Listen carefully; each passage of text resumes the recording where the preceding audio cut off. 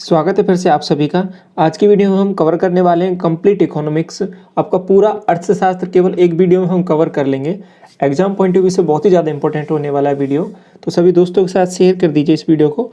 और जो भी आपको इकोनॉमिक्स की तैयारी करनी हो, आपको कंप्लीट रिविजन करना हो, तो उस पॉइंट ऑफ व्यू से किसी भी कॉम्पिटिटिव एग्जाम है जिसमें इकोनॉमिक्स का पोर्शन आता हो, जिसमें जीके की बात करें तो जीके में आपका इकोनॉमिक्स का एक मेजर रोल आपका रहता है। और इसके एडिशनल में एसएससी सीजीएल में आपका इकोनॉमिक्स का एक अलग से पेपर भी लगता है। ठीक है, तो इन सभी पॉइंट ऑफ व्यू से ये बहुत ही ज़्यादा इंपॉर्टेंट होने वाला है वीडियो। तो इस वीडियो को लास्ट तक देखना, इसमें हम कंप्लीट सिलेबस इसका डिस्कस कर लेंगे केवल एक ही वीडियो के अंदर। ठीक है, तो ये था आपके इसके बारे में सिंपल सा इंट्रोडक्शन। तो चलिए इस वीडियो को स्टार्ट करते हैं। तो सबसे पहले हम इसमें डिस्कस करेंगे फिस्कल पॉलिसी। फिस्कल पॉलिसी का मतलब हो जाएगा राजकोषीय नीति। तो राजकोषीय नीति क्या होती है और किसके द्वारा ये प्रोवाइड की जाती है, इसके बारे में देखते हैं पहले। तो राजकोषीय नीति यह वित्त मंत्रालय द्वारा बनाई गई है। तो क्वेश्चन पूछ लिया जाता है कि राजकोषीय नीति किसके द्वारा प्रदान की जाती है, किसके द्वारा जारी की जाती है, तो ये हो जाएगा आपके पास वित्त मंत्रालय द्वारा। इसका ऑब्जेक्टिव क्या है? यह नीति सरकार के आय और व्यय को दर्शाती है। ठीक है, यहाँ तक संशोधित राजकोषीय नीति यानी बजट प्रत्येक वर्ष संशोधित होती है। ठीक है, तो जैसे जैसे कि हर साल बाई साल ये मतलब आपका नीति बदलती है। ठीक है, एक राजकोषीय नीति का या बजट का सत्र रहता है वो एक साल का रहता है। उसके बाद में आगे फर्दर आपका नई नीति लागू होती है। ठीक है, पर ईयर के हिसाब से। अब इसके बाद देखिए टैक्स सिस्टम। देखिए टैक्स मतलब कर प्रणाली क्या कितने प्रकार की होती है। तो कर बेसिकली दो प्रकार के होते हैं आपके पास, एक डायरेक्ट टैक्स हो गया, एक इनडायरेक्ट टैक्स हो गया। डायरेक्ट कर में हो जाएगा आपके पास प्रत्यक्ष कर और दूसरा अप्रत्यक्ष। इनका एक सिंपल सा एग्जांपल देखें तो इनकम टैक्स हो गया, ये डायरेक्ट कर हो गया, और जीएसटी हो गया, ये आपका इनडायरेक्ट कर हो गया। आगे फर्दर हम इनके बारे में देखेंगे, पूरा अच्छे से डिटेल में पढ़ेंगे कि डायरेक्ट टैक्स क्या होता है, जीएसटी क्या होता है, ठीक है, किस तरीके से ये टैक्स लगते हैं इनके बारे में। तो ये पूरी डिटेल आगे एक एक करके हम डिस्कस करेंगे। अभी ये सिंपल इंट्रोडक्शन था। आगे देखिए डायरेक्ट टैक्स होता क्या है बेसिकली। तो ऐसे कर जिन्हें किसी दूसरे व्यक्ति पर स्थानांतरित नहीं किया जा सकता वो डायरेक्ट टैक्स कहलाते हैं आपके। उदाहरण के लिए जैसे कि आयकर हो गया यानी इनकम टैक्स हो गया। भारत में आयकर प्रणाली 1860 से प्रारंभ हुई है और यह कर व्यक्तिगत आय पर लगाया जाता है। 2019 के बजट के अनुसार 5 लाख तक की आय को वार्षिक कर से मुक्त कर दिया गया है। तो इम्पोर्टेंट पॉइंट है कि आयकर प्रणाली कब से स्टार्ट हुई थी, तो 1860 से हो जाएगी 1860 से। और इसके बाद में आपके पास 5 लाख तक की आय को आपके पास इनकम टैक्स फ्री रखा गया है। तो ये एक सिंपल सा जानकारी थी।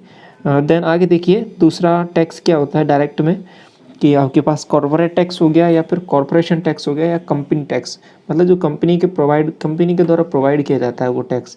इसको और आगे देखते हैं अच्छे से क्या होता है बेसिकली कॉर्पोरेट टैक्स। केंद्र सरकार की सबसे अधिक आय कॉर्पोरेट टैक्स के द्वारा ही होती है। ठीक है, जो अपना सेंट्रल गवर्नमेंट है उसको सबसे ज़्यादा जो इनकम होती है वो इसी कॉर्पोरेट टैक्स से होती है। यह कर कंपनी के लाभ पर लगाया जाता है। अक्टूबर 2019 में सरकार ने कॉर्पोरेट कर को 30% से घटाकर 22% कर दिया है। तो इसका मतलब है क्या कि जैसे कि कंपनियों पर टैक्स यदि कम लगाएंगे तो बेसिकली कंपनी अपना ज़्यादा अपना एक्सपेंड करेंगी, अपना ज़्यादा अपना जो भी उनका एरिया है उसको ज़्यादा एक्सपेंड करेंगी। तो इससे क्या होगा कि उनको ज़्यादा मुनाफा होगा, उनको ज़्यादा बेनिफिट होगा। अब उनको ज़्यादा बेनिफिट होगा तो उस पर वो उनके बेनिफिट पे ही सरकार टैक्स लगा रखा है, तो इसलिए ओवरऑल सरकार को भी फायदा होगा। तो बेसिकली इस टैक्स को 30% से 22% करने का मतलब यह है कि कंपनियों को ज़्यादा बढ़ावा देना। ठीक है, तो ज़्यादा कंपनियों को बढ़ावा मिलेगा तो कंपनियों को प्रॉफिट होगा, कंपनियों को प्रॉफिट ज़्यादा होगा तो इससे सरकार की इनकम अपने आप बढ़ेगी। ठीक है, क्योंकि ये कंपनी के आपके पास प्रॉफिट पर ही लगाया जाता है, लाभ पर ही लगाया जाता है। तो यहाँ तक आपको ये समझ में आ गया होगा कॉर्पोरेट टैक्स होता क्या है बेसिकली। तो आगे देखिए गिफ्ट टैक्स क्या होता है, उपहार कर भी बोलते हैं इसको। ये 50,000 या अधिक आय पर लगाया जाता है। ये 50,000 या उससे अधिक कोई यदि गिफ्ट है तो उस पर ये इस प्रकार का आपका टैक्स लगाया जाता है, जिसको गिफ्ट टैक्स भी बोलते हैं। इसके बाद नेक्स्ट देखिए short term capital gain tax 15%, एक वर्ष से कम यानी अल्पकालीन पूंजी वृद्धि लाभ कर। नेक्स्ट है आपके पास दीर्घकालीन यानी लॉन्ग टर्म LTCG। ऊपर वाला था आपके पास एक वर्ष से कम के लिए, यह है एक वर्ष से अधिक के लिए। अब इसके बाद वेल्थ टैक्स हो जाएगा, इसको बोलते हैं संपत्ति कर। इस कर को अभी समाप्त कर दिया गया है, ठीक है। अब इसके बाद देखिए indirect tax. Indirect tax basically होता क्या है, ऐसे कर किसी दूसरे व्यक्ति पर स्थानांतरित किया जा सकता है जिनको, उनको आपके पास इनडायरेक्ट टैक्स बोलते हैं। तो इसमें आ जाएंगे एग्जांपल, जैसे सर्विस टैक्स हो गया, सेंट्रल एक्साइज टैक्स हो गया, आपके पास ड्यूटी हो गया, और कस्टम ड्यूटी हो गया, वैट हो गया। तो ये बेसिकली क्या है कि दूसरे पर स्थानांतरित किया जा सकता है इनको, इसलिए इनडायरेक्ट टैक्स भी बोलते हैं इनको। सर्विस टैक्स या सेवा कर। सेवा कर सर्वप्रथम 1994 में लगाया गया। इसके बाद केंद्रीय उत्पाद शुल्क, यह कंपनी के उत्पादन पर लगाया जाता है। कस्टम ड्यूटी, यह आयात निर्यात पर लगता है। और इसके बाद बिक्री कर यानी वैट, ठीक है। वैट का फुल फॉर्म भी याद रखना है आपको, वैल्यू एडेड टैक्स होता है। तो यह कर राज्य सरकार द्वारा लगाया जाता है, वैट आपका। और वैट सर्वप्रथम हरियाणा राज्य में 2003 में लगाया गया था। तो ये चीज़ आपको ध्यान रखनी है। इसके बाद CST। CST का मतलब क्या हो जाएगा कि सेंट्रल सेल्स टैक्स, केंद्रीय बिक्री कर भी बोलते हैं इसको। यह कर अंतर्राज्यीय व्यापार पर लगाया जाता है, ठीक है, इंटर स्टेट। जैसे कि एक स्टेट से दूसरे स्टेट में आपको व्यापार करना हो तो उसके बाद में जो कर लगता है वो आपके पास केंद्रीय बिक्री कर होता है, या फिर अंतर्राष्ट्रीय व्यापार, अंतर्राज्यीय, राष्ट्रीय नहीं बोलेंगे, ठीक है। अंतर्राष्ट्रीय तो हो जाएगा 2 देशों के बीच में, और अंतर्राज्यीय हो जाएगा 2 राज्यों के बीच में, एक ही देश के अंदर 2 राज्यों के बीच में, ठीक है। लग्जरी टैक्स क्या हो जाएगा आपके पास, यह कर राज्य सरकार द्वारा लगाया जाता है। तो जो भी लग्जरियस आपके पास सामान होता है उस पर जो टैक्स लगाया जाता है। और इसके बाद देखिए एंटरटेनमेंट टैक्स, मनोरंजन कर, यह कर राज्य सरकार द्वारा लगाया जाता है। एंट्री टैक्स हो गया, इसके बाद में स्टाम्प ड्यूटी हो गया, मोटर व्हीकल टैक्स हो गया, और tax implemented by local body. तो जैसे कि स्थानीय निकाय द्वारा लगाए जाने वाला कर।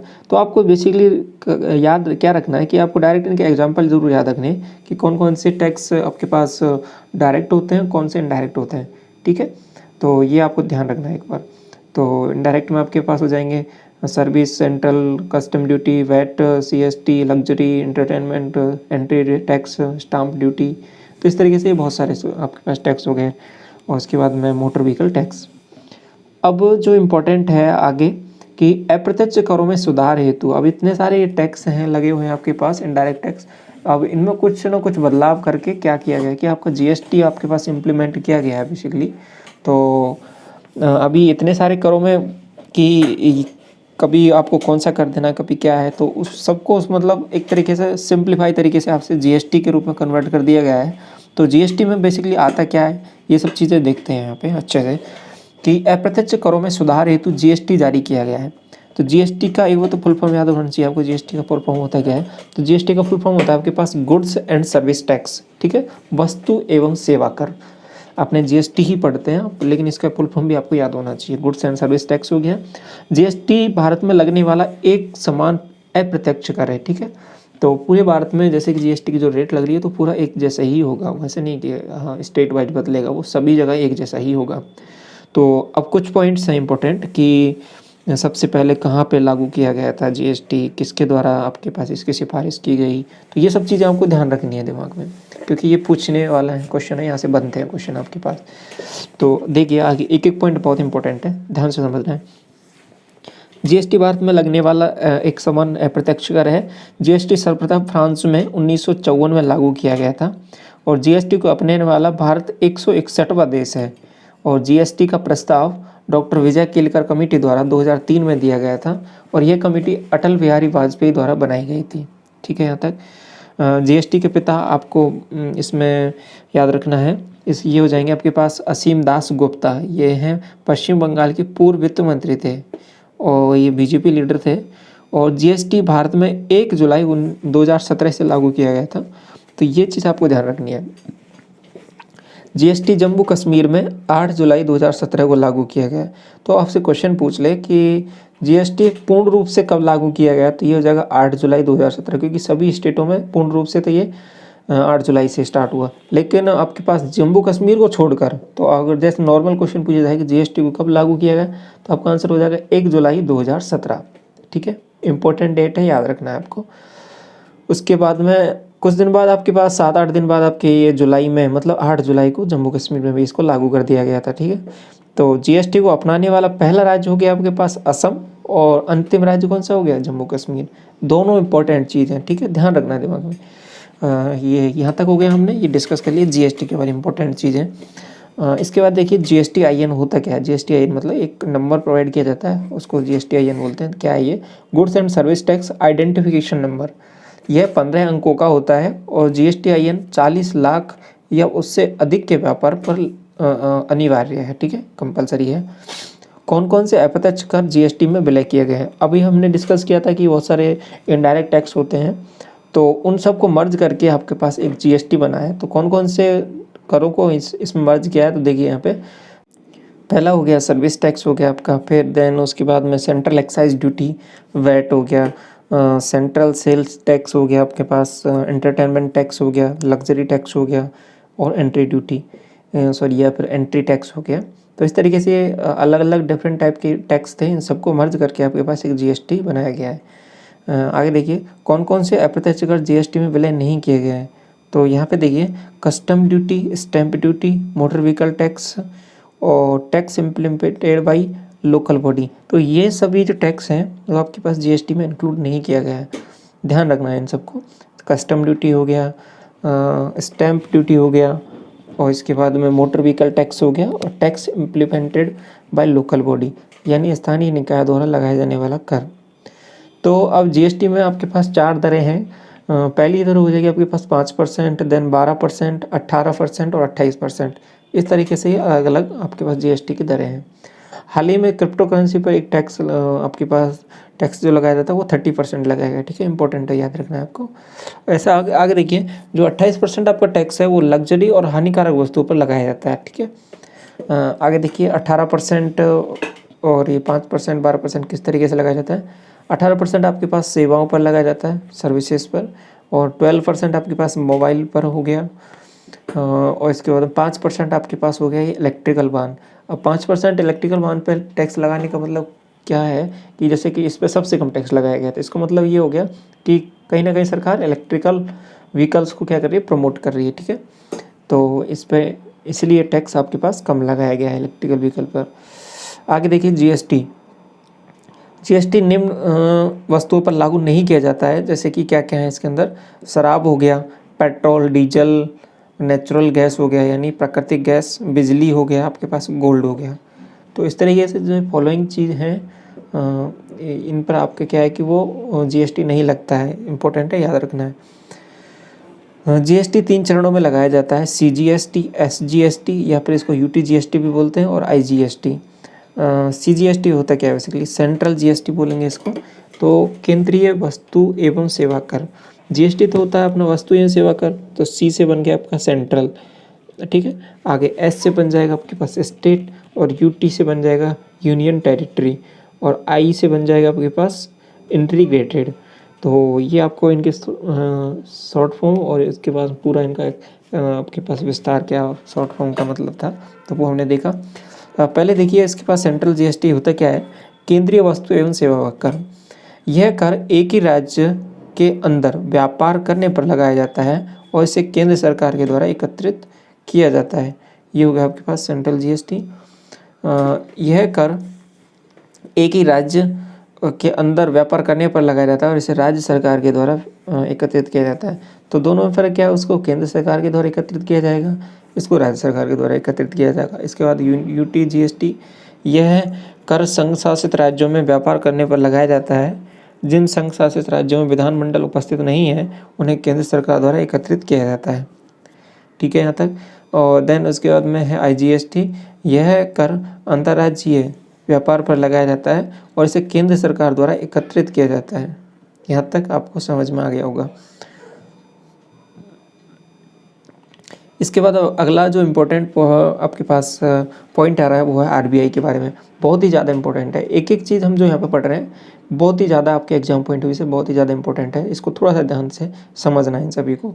जीएसटी हमने पढ़ लिया, इसके बाद में आरबीआई देखते हैं, इसके बाद अलग अलग बैंक हैं जो इम्पोर्टेंट, उनके बारे में एक एक करके हम सभी के बारे में देखेंगे। इनका कब इनकी स्थापना हुई थी, ठीक है, और इनका राष्ट्रीयकरण कब हुआ, इनका मुख्यालय कहाँ पर है, ये सभी चीज़ें हम सभी बैंकों के जो इम्पोर्टेंट है एग्जाम में पूछा जाता है ऐसे क्वेश्चन, तो ये इसलिए हम इनको देख रहे हैं अच्छे से।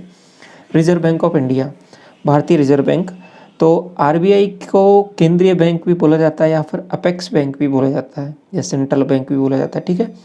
आरबीआई की स्थापना होती है आपके पास 1 अप्रैल 1935, इंपॉर्टेंट है, याद रखना ये डेटा आपको। आरबीआई की स्थापना होती है 1 अप्रैल 1935 को, और आरबीआई का राष्ट्रीयकरण होता है आपके पास 1 जनवरी 1949 को। आरबीआई का प्रथम मुख्यालय आपके पास कोलकाता में 1937 तक, और उसके बाद में फिलहाल में जो मुख्यालय है इसका है वो मुंबई में है, ठीक है। तो मुंबई के बारे में एक चीज़ ध्यान रखना है, इसको वित्तीय राजधानी भी बोलते हैं भारत की, ठीक है। फाइनेंशियल आपके पास कैपिटल, और वैसे आपकी इकोनॉमिक कैपिटल है वो आपके पास फाइनेंशियल कैपिटल या फिर वित्तीय राजधानी या फिर आर्थिक राजधानी, इसको मुंबई को बोला जाता है। और वैसे जो अपनी इंडिया की कैपिटल है वो दिल्ली है, ठीक है। तो नेक्स्ट आगे देखिए, आरबीआई के क्षेत्रीय कार्यालय रीजनल ऑफिस 27 हैं, और आरबीआई का प्रतीक चिन्ह क्या है याद रखना है आपको, ये हो जाएगा टाइगर एंड पाम ट्री, यानी बाघ और खजूर का वृक्ष, खजूर या ताड़ का वृक्ष बोल लो। ये आपने उसके लोगो में देखा होगा, वहाँ पे बना हुआ होता है आरबीआई का जहाँ लोगो होता है, उसमें बाघ होता है और एक खजूर का वृक्ष बना होता है। अब आरबीआई में बेसिकली एक गवर्नर होता है, 4 उप गवर्नर, एक सीएफओ यानी मुख्य वित्तीय अधिकारी, चीफ फाइनेंशियल ऑफिसर होता है। आरबीआई का प्रथम गवर्नर, ये याद रखना है आपको, ये ऑसबोर्न स्मिथ थे।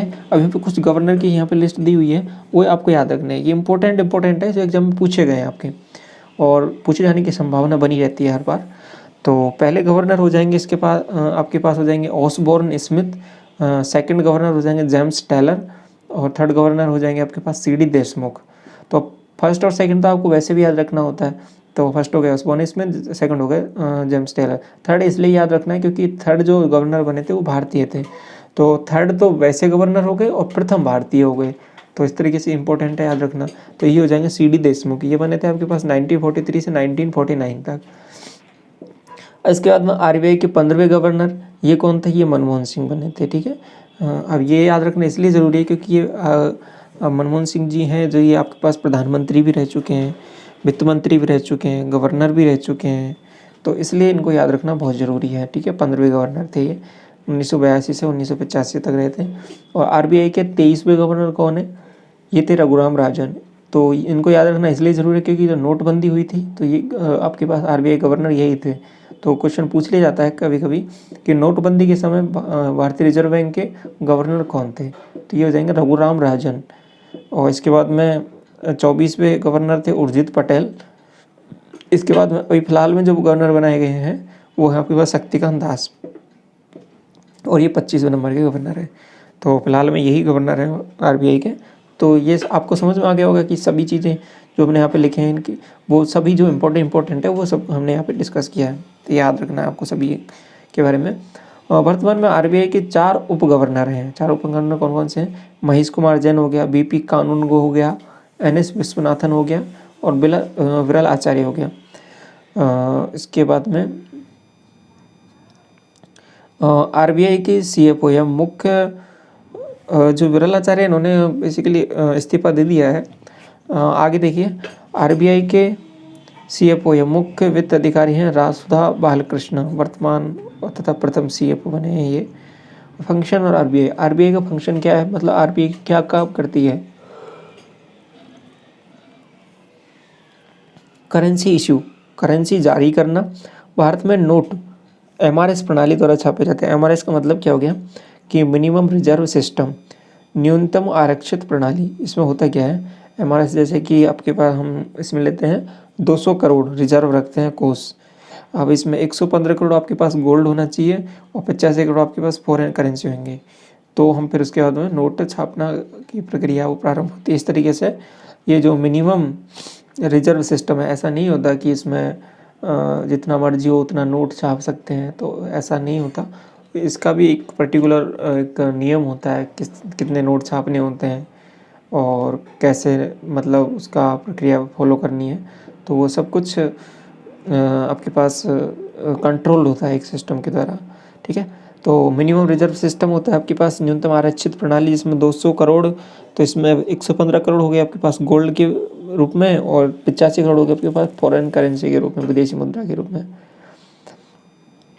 आगे देखिए, जो आपका 1 रुपये का जो नोट होता है उस पर वित्तीय सचिव के हस्ताक्षर होते हैं। वित्तीय सचिव राजीव कुमार हैं, और सिक्के और 1 रुपये का नोट वित्त मंत्रालय द्वारा जारी किया जाता है, और 2 रुपये और इससे अधिक के नोट आरबीआई के द्वारा जारी किए जाते हैं तथा इस पर आरबीआई के गवर्नर के हस्ताक्षर होते हैं। वेरी वेरी इंपॉर्टेंट है ये, कि ये जितने भी नोट छपते हैं आपको ध्यान रखना है कि उस पर आरबीआई के गवर्नर के साइन होते हैं, ठीक है। लेकिन 1 रुपये का जो नोट है बस वो थोड़ा सा उसके बारे में जरूर याद रखना है, उस पर होते हैं वित्त सचिव के साइन। उसके बाद में और जो वित्त सचिव के 1 रुपये के नोट पर साइन होते हैं देन, और जो ये नोट है वो जारी किया जाता है वो आपके पास वित्त मंत्रालय द्वारा जारी किया जाता है, ठीक है। तो जितने भी सिक्के होते हैं और जो नोट हैं 1 रुपये का, ये आपके पास वित्त मंत्रालय द्वारा जारी किया जाता है। यहाँ तक ठीक है आपको। आगे देखिए, भारत में कागजी मुद्रा है, ठीक है, जो पेपर करेंसी भी बोलते हैं, ये 1861 में प्रारंभ हुई थी। और नोट हैं वो बेसिकली बनते किससे हैं, कपास या कपास के अवशेष के बने होते हैं, ठीक है। नेक्स्ट देखिए, नोट पर 17 भाषाएं लिखी होती हैं, 15 तो वैसे भाषाएं लिखी होती हैं प्लस 2 आपकी हिंदी हो गया और इंग्लिश हो गया। तो इस तरीके से टोटल आपके पास 17 लैंग्वेजेज आपके पास रिटर्न होती हैं आपके पास नोट पर। भारत में अधिकतम 10,000 तक का नोट छापा जा चुका है। तो अभी फ़िलहाल जो चल रहा है वो अधिकतम अपना 2,000 का नोट है, लेकिन अधिकतम 10,000 का नोट भी छप चुका है। प्रिंट हुआ था ये 1938 से, और इसके बाद क्लोज हो गया था 1946 में। दोबारा एक बार 1954 में आपके पास छपा था, उसके बाद दोबारा ये बंद हो गया था 1978 में। तो बेसिकली अब ये चालू नोटबंदी हुआ होगा, तो 2 बार नोटबंदी पहले हो चुकी है और तीसरी बार अभी हुई है फिलहाल। तो नोटबंदी या विमुद्रीकरण, डिमोनेटाइजेशन भी बोलते हैं इसको, 3 बार हुआ है भारत में। कब कब, एक 1946 में, और दूसरा हुआ है आपके पास 1978 में, और तीसरा हुआ है आपके पास 2016 में, ठीक है। जो नोटबंदी की डेट है याद रखनी है आपको, 8 नवंबर 2016। तो इस तरीके से फिलहाल को मिलाकर, और इससे पहले भी 2 बार हो चुका है, तो टोटल आपके पास 3 बार नोटबंदी हो चुकी है अब तक। तो ये था जानकारी। आगे देखिए, सिंबल। अभी क्या है कि भारत के पास एक अपने जो करेंसी है, मुद्रा है, उसका एक पर्टिकुलर सिंबल है, ठीक है, जिसके द्वारा हम डिनोट करते हैं किसी रुपये को, जैसे 10 रुपये हों, 20 रुपये हों, तो इन सबको एक सिंबल के द्वारा, विशेष सिंबल के द्वारा लिखा जाता है। तो जो ये सिंबल है यह आपके पास दिया गया था उदय कुमार के द्वारा, डी उदय कुमार के द्वारा, और ये 2010 में दिया गया था, ठीक है। इसके बाद में देखिए, कंट्रोलर ऑफ बैंक, बैंकों की नियंत्रक संस्था है ये। भारत में वाणिज्यिक बैंक खोलने के लिए न्यूनतम पूंजी 500 करोड़ होनी चाहिए। उसके बाद में प्राइवेट बैंक जैसे ICICI और ICICI, ठीक है, HDFC, गवर्नमेंट बैंक हो जाएंगे आपके पास, बैंक ऑफ बड़ौदा, SBI। भारत में भुगतान बैंक खोलने के लिए न्यूनतम 100 करोड़ होना चाहिए। तो 2 चीज़ें हैं, वाणिज्यिक बैंक खोलने के लिए आपके पास 500 करोड़ होना चाहिए, और पेमेंट बैंक खोलने के लिए आपके पास 100 करोड़ होना चाहिए। 25% शाखाएं ग्रामीण क्षेत्रों में खोलनी पड़ेंगी, और यह बैंक केवल जमा ही करते हैं, उपलब्ध नहीं कराते, यानी ऋण उपलब्ध नहीं कराते, लोन केवल ये जमा ही कर सकते हैं, ठीक है, लेन देन।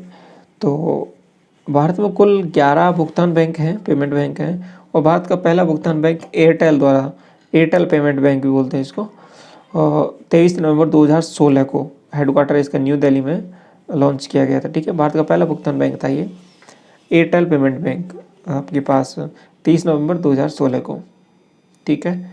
इसके बाद जियो पेमेंट बैंक, जिसमें जियो का 70% है आपके पास, 30% आपके पास SBI का है पार्टनरशिप। कौन से सरकारी विभाग को भुगतान बैंक का लाइसेंस दिया गया है, पोस्ट ऑफिस बैंक है। इसको क्या है कि आपके पास पहले बैंक का नाम हो गया IPPB, यानी India Post payment bank. Head office हो जाएगा आपके पास न्यू दिल्ली में, और एस्टेब्लिश हुई है 2017 में। इसके बाद देखिए, स्मॉल फाइनेंस बैंक, लघु वित्त बैंक, ये हो जाएंगे आपके पास। लघु वित्त बैंक या स्मॉल फाइनेंशियल बैंक खोलने के लिए न्यूनतम पूंजी होना चाहिए आपके पास 100 करोड़। देन उसके बाद 25% शाखाएं ग्रामीण क्षेत्रों में, ये जमा स्वीकार करते हैं और ऋण भी उपलब्ध कराते हैं।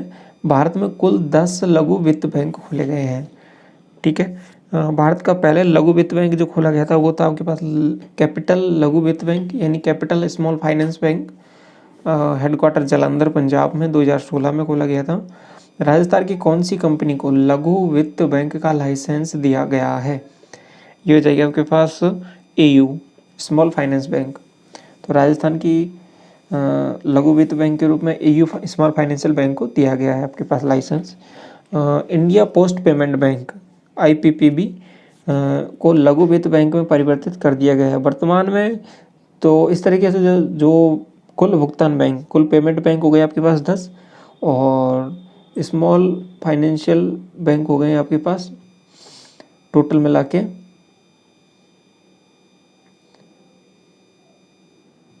11। तो कुल लघु वित्त बैंक हो गए 11 और पेमेंट बैंक हो गए आपके पास या भुगतान बैंक हो गए 10। यहाँ तक ठीक है आपको। इसके बाद देखिए थर्ड नंबर है विदेशी मुद्रा का संरक्षक यानी कस्टोडियन ऑफ फॉरेन करेंसी। विश्व की सबसे बड़ी अर्थव्यवस्था अमेरिका है, लगभग 21 ट्रिलियन डॉलर, 21 ट्रिलियन डॉलर के बराबर। भारत विश्व की 7वीं सबसे बड़ी अर्थव्यवस्था है 2.72 ट्रिलियन डॉलर के साथ। भारत का सबसे बड़ा उधारकर्ता यानी ऋणकर्ता भारत सरकार है, ठीक है। भारत का सबसे बड़ा ऋणदाता एसबीआई बैंक है। उसके बाद में देखिए विश्व का सोने का सबसे बड़ा उपभोक्ता भी भारत है। अब दो टर्म है यहाँ पे, एक मुद्रास्फीति हो गया, एक अपस्फीति हो गया, इन्फ्लेशन हो गया, डिफ्लेशन हो गया। तो आपके पास महंगाई बढ़ने को आपको बोलते हैं इन्फ्लेशन या मुद्रास्फीति और महंगाई कम होने को बोलते हैं डिफ्लेशन या फिर अपस्फीति। तो नोट ज़्यादा छपने से आपके पास क्या होता है कि महंगाई भी बढ़ जाती है। आगे देखिए बैंकर ऑफ गवर्नमेंट यानी सरकार का बैंक। इसमें क्या है कि सरकार और सरकार के उपक्रम आरबीआई में खाता खुलवा सकते हैं। एक वित्तीय वर्ष होता है आपके पास 1 अप्रैल से 31 मार्च तक भारत में, और आरबीआई का जो वित्तीय वर्ष होता है वो 1 जुलाई से 30 जून तक होता है। तो दोनों में डिफरेंस है, ठीक है। तो भारतीय वित्तीय वर्ष की बात करते हैं तो वो आपका स्टार्ट होता है अप्रैल से मार्च तक, और आरबीआई का जो है वो डिफरेंट है, वो आपको शुरू होता है जुलाई से जून तक। दोनों में डिफरेंस है थोड़ा सा। देन नेक्स्ट है आपके पास 5th पॉइंट साख नियंत्रण। भारत में साख नियंत्रण का कार्य भी आपके पास मौद्रिक नीति या मॉनेटरी पॉलिसी द्वारा किया जाता है और ये आरबीआई के द्वारा किया जाता है, ठीक है। तो मॉनेटरी पॉलिसी या फिर मौद्रिक नीति ये किसके द्वारा दिया जाता है? ये आपके पास आरबीआई द्वारा जारी की जाती है, ठीक है। अगला है मॉनेटरी पॉलिसी। मॉनेटरी पॉलिसी के बारे में पहला पॉइंट तो यही हो गया आपके पास कि मौद्रिक नीति आरबीआई द्वारा बनाई जाती है। और राजकोषीय जो नीति थी हमने पढ़ा था थोड़ी देर पहले स्टार्टिंग में, तो वो आपके पास जारी की जाती है वित्त मंत्रालय द्वारा, और ये जारी की जाती है आपके पास आरबीआई के द्वारा। बाजार में मुद्रा आपूर्ति और मुद्रास्फीति को नियंत्रित करने के लिए मौद्रिक नीति आपके पास जारी की जाती है, ठीक है। मौद्रिक नीति 2 माह में संशोधित होती है। पहला हो गया आपके पास, इसमें 2 चीज़ें पढ़ते हैं हम, पॉलिसी रेट या फिर नीति दरें या रिजर्व रेट आरक्षित दरें। पॉलिसी रेट में बैंक दर हो गया, रेपो दर हो गया और रिवर्स रेपो दर हो गया, और इसके बाद में एमएसएफ हो गया यानी मार्जिनल स्टैंडिंग फैसिलिटी, जिसको सीमांत स्थायी सुविधा भी बोलते हैं। और इधर रिजर्व रेट में हम पढ़ेंगे सीआरआर यानी कैश रिजर्व रेशियो, एसएलआर हो गया आपका स्टैट्यूटरी लिक्विडिटी रेशियो यानी वैधानिक तरलता अनुपात, ठीक है। सबसे पहले पढ़ते हैं बैंक रेट के बारे में। तो जिस दर पर आरबीआई बैंकों को दीर्घकालीन समय के लिए, दीर्घकालीन समय से मतलब हो जाएगा कि 90 दिन से ज़्यादा के लिए, ठीक है, ऋण उपलब्ध कराता है तो वो आपके पास बैंक रेट हो जाएगा, ठीक है। तो कुल मिला के क्या हुआ कि बैंक रेट यदि बढ़ेगा तो बाज़ार में तरलता कम होगी। बाज़ार में तरलता से मतलब होता है लोगों के पास कैश कितना है। तो बैंक रेट बढ़ेगा तो बैंक से लोन लेना लोग कम पसंद करेंगे, तो बाज़ार में तरलता, लोगों के पास कैश की क्या होगी, कमी होगी। अब बैंक रेट कम होगा तो लोग लोन ज़्यादा से ज़्यादा लेंगे तो बाज़ार में तरलता बढ़ेगी, ठीक है। तो ये सब कुछ कंट्रोल करता है आपके पास आरबीआई, किस तरीके से आपको बाज़ार में कितना आपको पैसा देना है, कितना पैसा आपको रखना है बाज़ार में, ये सब चीज़ें कंट्रोल की जाती हैं बैंक के द्वारा, ठीक है, उसको आरबीआई के द्वारा। तो इनकी रेट्स में डिफरेंस करके बढ़ा के घटा के इस तरीके से। अगला है रेपो रेट। रेपो रेट क्या हो जाएगा आपके पास, रिपर्चेबल ऑप्शन रेट भी बोलते हैं इसको, पुनः कर ऑप्शन दर। इसका मतलब क्या होता है कि जिस दर पर आरबीआई बैंकों को अल्पकालीन समय के लिए ऋण उपलब्ध कराता है तो वो आपके पास रेपो रेट होता है। रेपो रेट में वृद्धि होती है तो बाजार में तरलता कम होती है, वैसे सेम उसी की तरह है बैंक रेट की तरह। और रेपो रेट में यदि कमी होती है तो बाजार में तरलता बढ़ जाती है। तो बेसिकली दोनों में फ़र्क क्या है कि बैंक रेट में, रेपो रेट में वो आपके पास दीर्घकालीन समय के लिए था यानी 90 डेज प्लस, और ये लघु समय के लिए मतलब अल्पकालीन समय के लिए 90 डेज से कम के लिए आपको ऋण लेना हो तो वो आपके पास हो जाएगा रेपो रेट से। यहाँ तक ठीक है। आगे देखिए रिवर्स रेपो रेट यानी आरआरआर। जिस दर पर आरबीआई बैंक है वो आरबीआई को, ठीक है। अब इस बार क्या है कि उल्टा है, इसमें पहले बैंक आरबीआई से आपके पास यहाँ पे क्या है कि ऋण उपलब्ध कराता है आरबीआई, और इसमें क्या है कि बैंक हैं वो आरबीआई को ऋण उपलब्ध कराएंगे, मतलब एक तरीके से अपना पैसा आरबीआई को देंगे, आरबीआई के पास आ रहा है। तो जिस दर पर आरबीआई को अल्पकालीन समय के लिए ऋण उपलब्ध कराता है, तो जब बैंकों के पास, इसको समझिए थोड़ा सा क्या है ये, जब बैंकों के पास अधिकता में मुद्रा हो जाती है तो इस मुद्रा को वे आरबीआई के पास जमा करवा देते हैं और ब्याज प्राप्त करते हैं, ठीक है। तो रेपो रेट का जो दर है वो ज़्यादा होती है रिवर्स रेपो रेट से। मतलब क्या हो गया है इसका कि यदि हमको आरबीआई से पैसा चाहिए, ठीक है, तो आरबीआई से हमसे पैसा ले रहे हैं तो वो थोड़ा ज़्यादा रेट पे देंगे हमको, और हमारे पास पैसा हो गया, ज़्यादा पैसा हो गया तो हम क्या है उसको रिजर्व बैंक को दोबारा जमा करा रहे हैं तो रिजर्व बैंक कुछ उस पर ब्याज देगा, तो वो जो ब्याज देता है वो कम देगा। तो कुल मिला के आरबीआई से पैसा लेने में हमको वो जो रेट लगाता है वो ज़्यादा लगाता है, और उसको पैसा हम देंगे तो उसके पास में क्या है कि वो रेट कम लगाता है। समझ में आ गया। यदि हम उसके पास पैसा जमा कराएंगे, उसको ऋण उपलब्ध कराएंगे तो वो हमको रेट कम देगा। तो रेपो रेट ज़्यादा होती है, रिवर्स रेपो रेट आपके पास कम होती है, आरआरआर कम होता है रेपो रेट से, ठीक है। ये ज़रूर ध्यान रखना है आपको। इसके बाद देखिए एमएसएफ। एमएसएफ क्या होता है कि मार्जिनल स्टैंडिंग आपके पास फैसिलिटी होता है, सीमांत स्थायी सुविधा। इस दर की शुरुआत 2011 में की गई थी, जिस दर पर आरबीआई बैंकों को एक दिन के लिए ऋण उपलब्ध कराता है, ठीक है, फॉर 1 डे ओनली। तो ये एमएसएफ होता है। इसके बाद में रिजर्व रेट क्या होती है आपके पास, सीआरआर, इसको बोलते हैं कैश रिजर्व रेशियो, नगद आरक्षित अनुपात।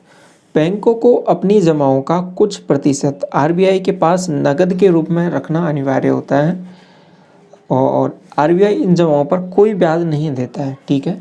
तो ये हो गया आपके पास रिजर्व रेट, सीआरआर। तो इसमें समझ में आया आपको क्या हुआ था कि कुछ जमाओं का, जैसे कि उन्होंने जितना भी उनके पास डिपॉजिट होता है उसका कुछ भाग आपको आरबीआई के पास रखते हैं, जैसे कि किसी पर्टिकुलर डे उनको कुछ ज़्यादा अमाउंट की ज़रूरत पड़ गई तो वो उस अमाउंट को वहाँ से ले सकें, तो फिर उसके बाद लोगों को अवेलेबल करा सकें। तो इस तरीके से अब वो क्या है कि निश्चित नहीं होता, तो इस तरीके से जो अनिश्चित के रूप में रखा हुआ है वहाँ पे, तो उस पर क्या है कि आरबीआई उनको कोई क्या है ब्याज उपलब्ध नहीं कराएगा। तो बैंकों का कुछ जमाओं का प्रतिशत आरबीआई के पास नगद के रूप में रखवाना अनिवार्य है। आरबीआई इन जमाओं पर कोई ब्याज नहीं देता है, सीआरआर पर। इसके बाद एसएलआर क्या है कि बैंकों को अपनी जमाओं का कुछ प्रतिशत स्वयं के पास रखना अनिवार्य है ऋण उपलब्ध कराने से पहले। बैंक इसे नगद के रूप में रख सकता है, बहुमूल्य धातु के रूप में रख सकता है, सरकारी प्रतिभूति या सिक्योरिटी, गवर्नमेंट सिक्योरिटी के रूप में रख सकता है। अभी क्या है कि आरबीआई की रेटें आपके पास परिवर्तित होती रहती हैं, तो इनको आप समय के हिसाब से याद रख सकते हैं, ठीक है। बैंक रेट क्या चल रहा है इस टाइम की, एमएसएफ क्या है, रेपो रेट क्या है, रिवर्स रेपो रेट क्या है, तो ये अलग अलग दरें होती हैं, ठीक है। आगे देखिए अगला टॉपिक है बैंक नेशनलाइजेशन यानी बैंकों का राष्ट्रीयकरण। बैंकों का राष्ट्रीयकरण क्यों किया गया, सबसे पहले हम ये पढ़ेंगे इसमें। तो बैंकों को विशेष वर्ग से निकालकर आम लोगों के बीच पहुंचाना, बेसिकली यही मोटिव था इसका बैंकों के राष्ट्रीयकरण करने का। तो नेक्स्ट आगे देखिए कि बैंकों को जो राष्ट्रीयकरण किया गया था वो 2 चरण में किया गया। पहला चरण देखते हैं।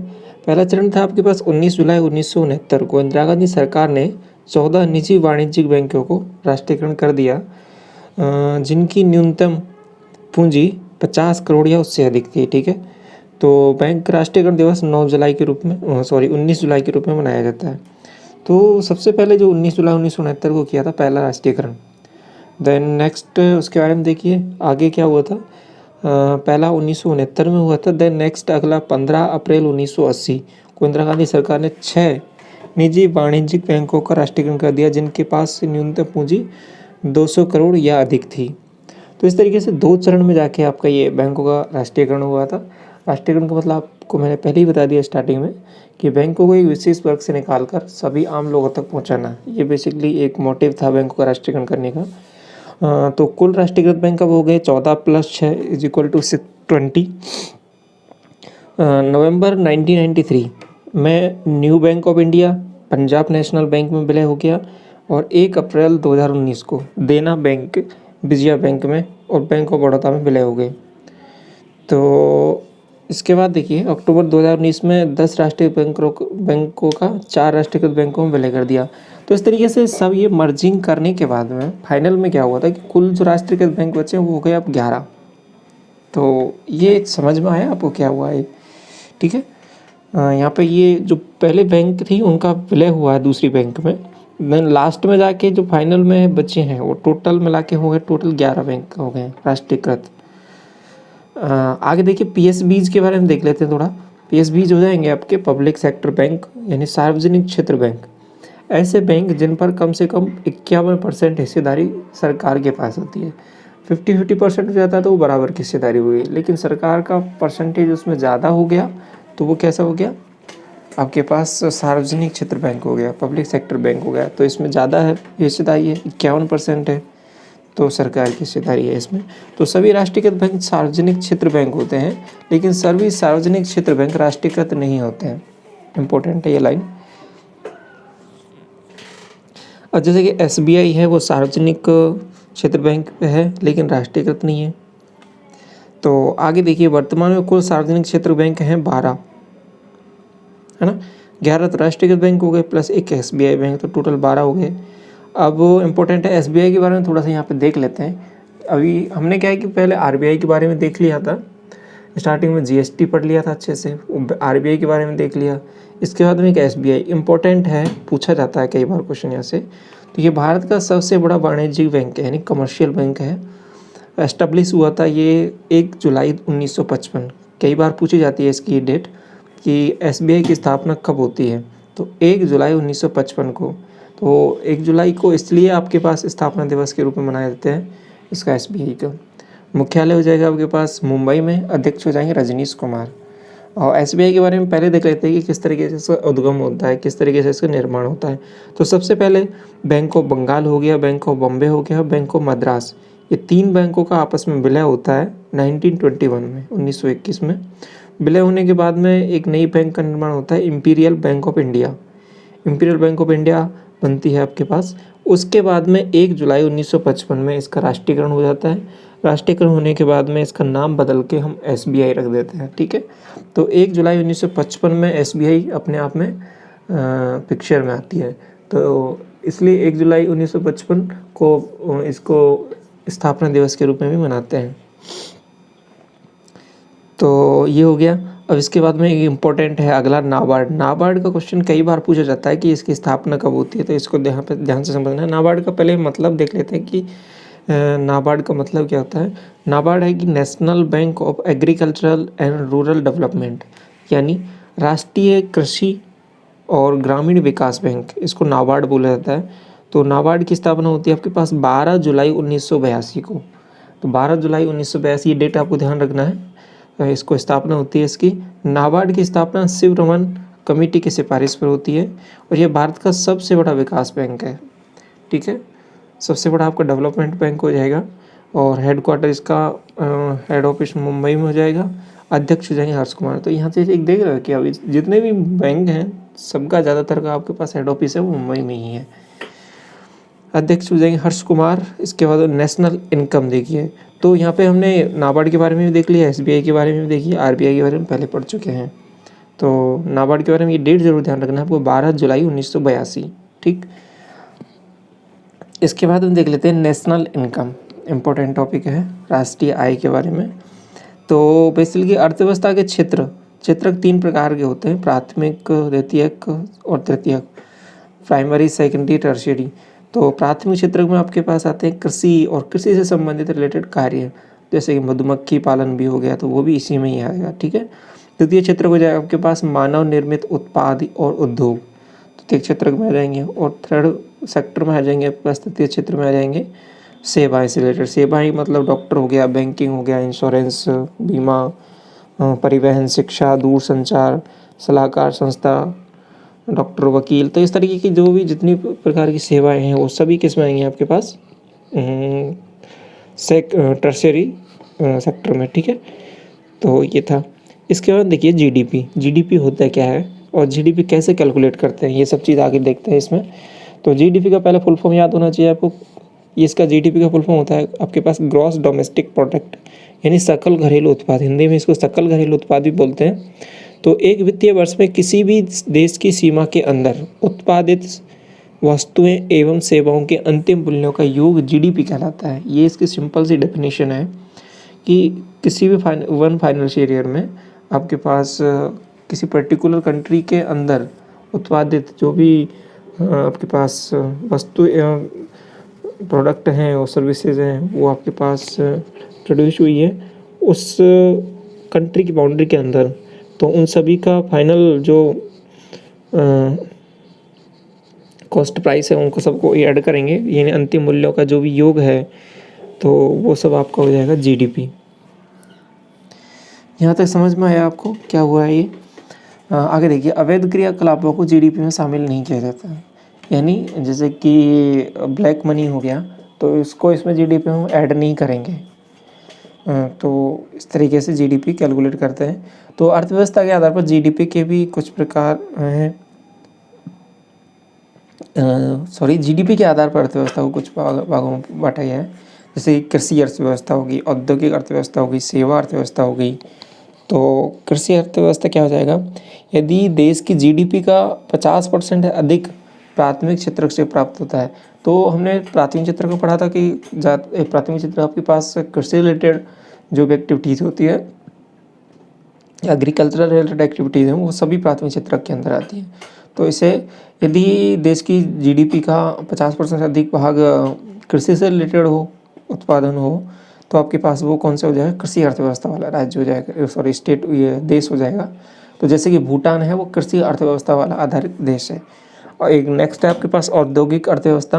यदि देश की जीडीपी का 50% से अधिक भाग द्वितीय क्षेत्र से प्राप्त हो तो औद्योगिक अर्थव्यवस्था वाला देश हो जाएगा। जैसे कि भारत कभी भी औद्योगिक अर्थव्यवस्था वाला देश नहीं रहा है, तो ये बात के बारे में था। तो भारत के जो इकोनॉमी है वो किस तरीके की है, भारत की इकोनॉमी वो सेवा क्षेत्र से रिलेटेड है, सेवा अर्थव्यवस्था वाला देश है। तो यदि देश की जनसंख्या जीडीपी का 50% से अधिक तृतीय क्षेत्र से प्राप्त हो, तो ये भारत के बारे में बिल्कुल करेक्ट बात है। तो भारत की जीडीपी का सेवा क्षेत्र से लगभग 54% योगदान है। तो भारत 1990 में सेवा अर्थव्यवस्था वाला देश बन गया है। आगे समझ में क्या हुआ है। आगे देखिए, अर्थव्यवस्था के आधार पर आयात निर्यात के आधार पर क्या अर्थव्यवस्था को बांटा गया है, जैसे खुली अर्थव्यवस्था, बंद और मिश्रित। ऐसी अर्थव्यवस्था जहां आयात निर्यात खुला हो तो उसे खुली अर्थव्यवस्था वाला देश बोलेंगे, खुली अर्थव्यवस्था बोलेंगे, जैसे कि अमेरिका हो गया। बंद अर्थव्यवस्था क्या हो जाएगा, जहां आयात निर्यात प्रतिबंधित हो, जैसे कि उत्तरी कोरिया। और ऐसी अर्थव्यवस्था जहां सरकारी और निजी क्षेत्र मिलकर कार्य करते हो तो उसे मिश्रित अर्थव्यवस्था कहते हैं, जैसे कि भारत। आगे देखिए, जीएनपी। अब कुछ टर्म पढ़ेंगे आगे हम, जीएनपी हो गया, जीडीपी, एनडीपी, एनएनपी। तो ये अलग अलग फैक्टर होते हैं कि आपके पास देश की आय को कैलकुलेट करने के, वो आगे फैक्टर इनको देखते हैं। जीएनपी का मतलब क्या होता है कि ग्रॉस नेशनल प्रोडक्ट, यानी सकल राष्ट्रीय उत्पाद। जीडीपी ग्रॉस डोमेस्टिक प्रोडक्ट हमने देख लिया, सकल घरेलू उत्पाद। अब जीएनपी देख लेते हैं। जीएनपी हो जाएगा जीडीपी प्लस शुद्ध आयात निर्यात प्लस शुद्ध भुगतान प्लस शुद्ध ब्याज, ठीक। तो इस तरीके से जीएनपी होता है वो जीडीपी प्लस विदेशों से प्राप्त शुद्ध आय को हम क्या कहते हैं, जीएनपी। तो भारत के संदर्भ में क्या होता है कि विदेशों से प्राप्त शुद्ध आय क्या है, नेगेटिव में होती है, नेट इनकम तो इस तरीके से जो जीएनपी की वैल्यू क्या रहेगी, जीडीपी से कम रहेगी। ठीक है, मतलब क्या होगा कि जीडीपी की वैल्यू ज़्यादा रहेगी जीएनपी, तो ये भारत के संदर्भ में।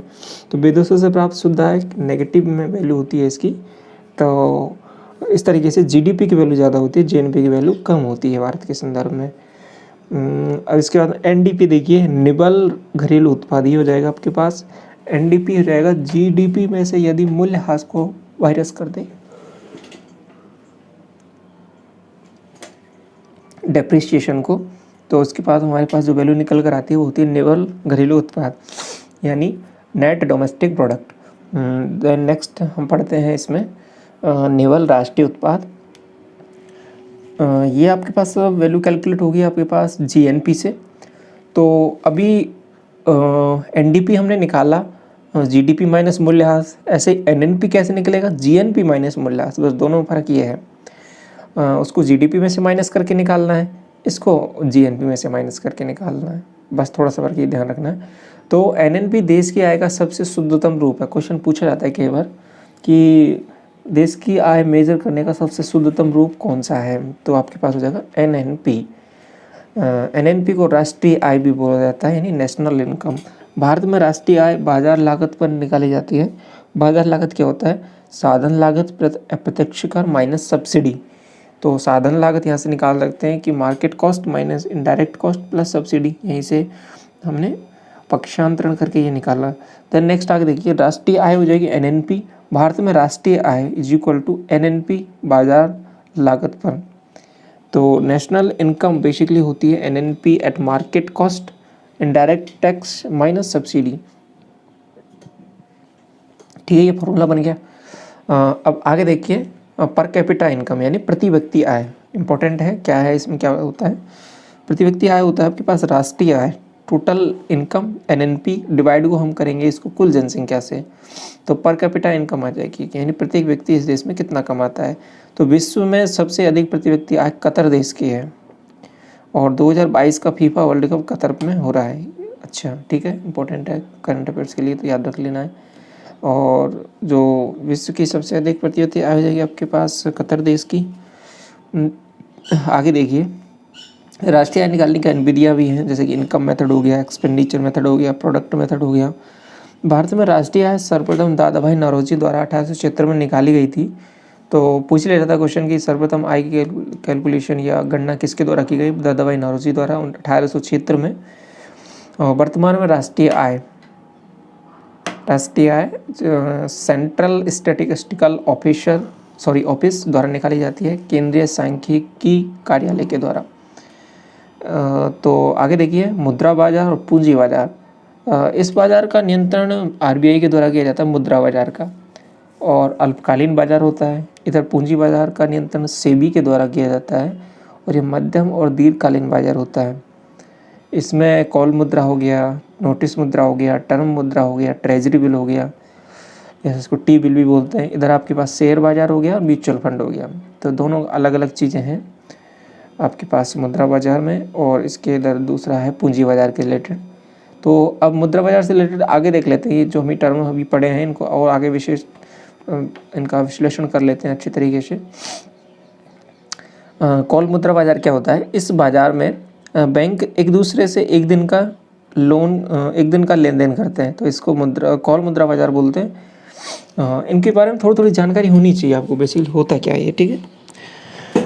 तो नेक्स्ट स्टेप के पास नोटिस मुद्रा बाजार। इस बाजार में बैंक एक दूसरे से 2 से 14 दिन का, तो सबसे कम का लेन देन हुआ 1 दिन का, देन उसके बाद 2 से 14 दिन का हुआ, इसके बाद 15 दिन से 1 साल के बीच में जो लेन देन होगा टर्म मुद्रा बाजार हो जाएगा।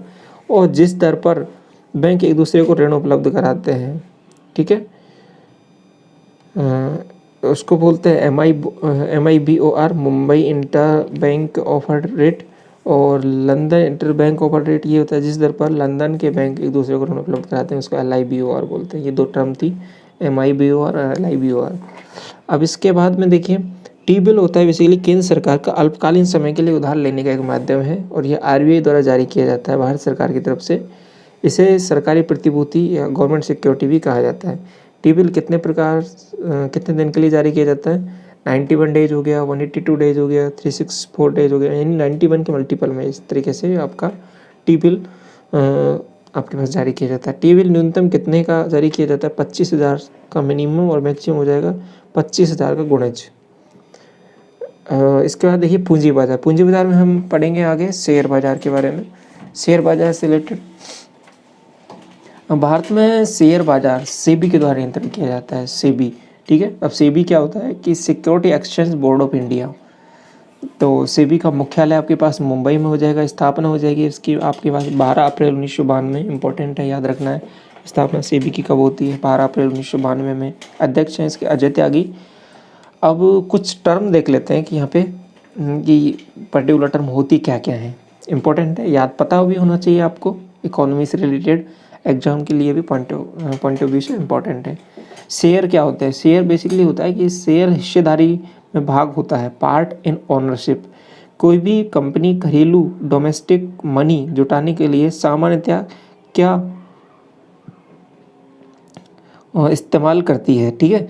तो ये दो तरीके होते हैं, इसको आईपीओ बोलते हैं, एफपीओ बोलते हैं। आईपीओ का मतलब हो जाएगा इनिशियल पब्लिक ऑफर, एफपीओ हो जाएगा फॉलो ऑन पब्लिक ऑफर, यानी प्राथमिक सार्वजनिक निगम और द्वितीयक सार्वजनिक निगम।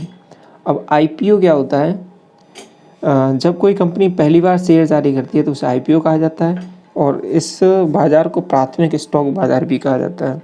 एफपीओ क्या होता है कि जब कोई कंपनी पहली बार के बाद में जब भी शेयर जारी करता है या करती है तो उसे एफपीओ बोला जाता है। तो सबसे पहले जब स्टार्टिंग में जो शेयर जारी करती है तो उसे आईपीओ बोल देंगे इनिशियल, और उसके बाद में फॉलो ऑन, देन उसके बाद में दोबारा जारी करती है तो उसको एफपीओ बोलते हैं।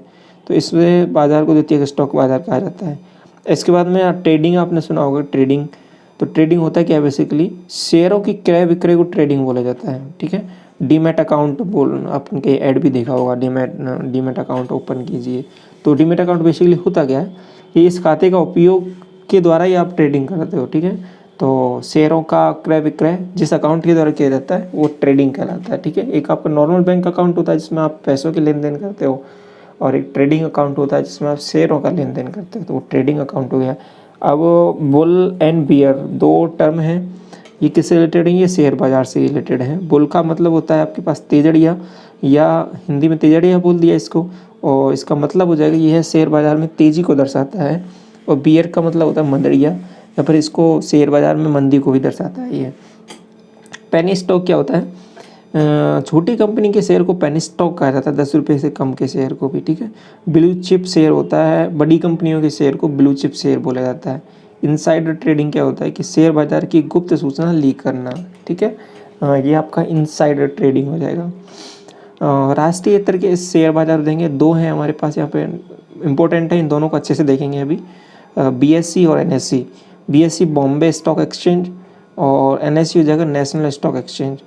पहला है बीएसई बॉम्बे स्टॉक एक्सचेंज, ये हो जाएगा एस्टाब्लिश हुआ था आपके 1875 में, सबसे पुराना स्टॉक एक्सचेंज हो जाएगा यहाँ पे।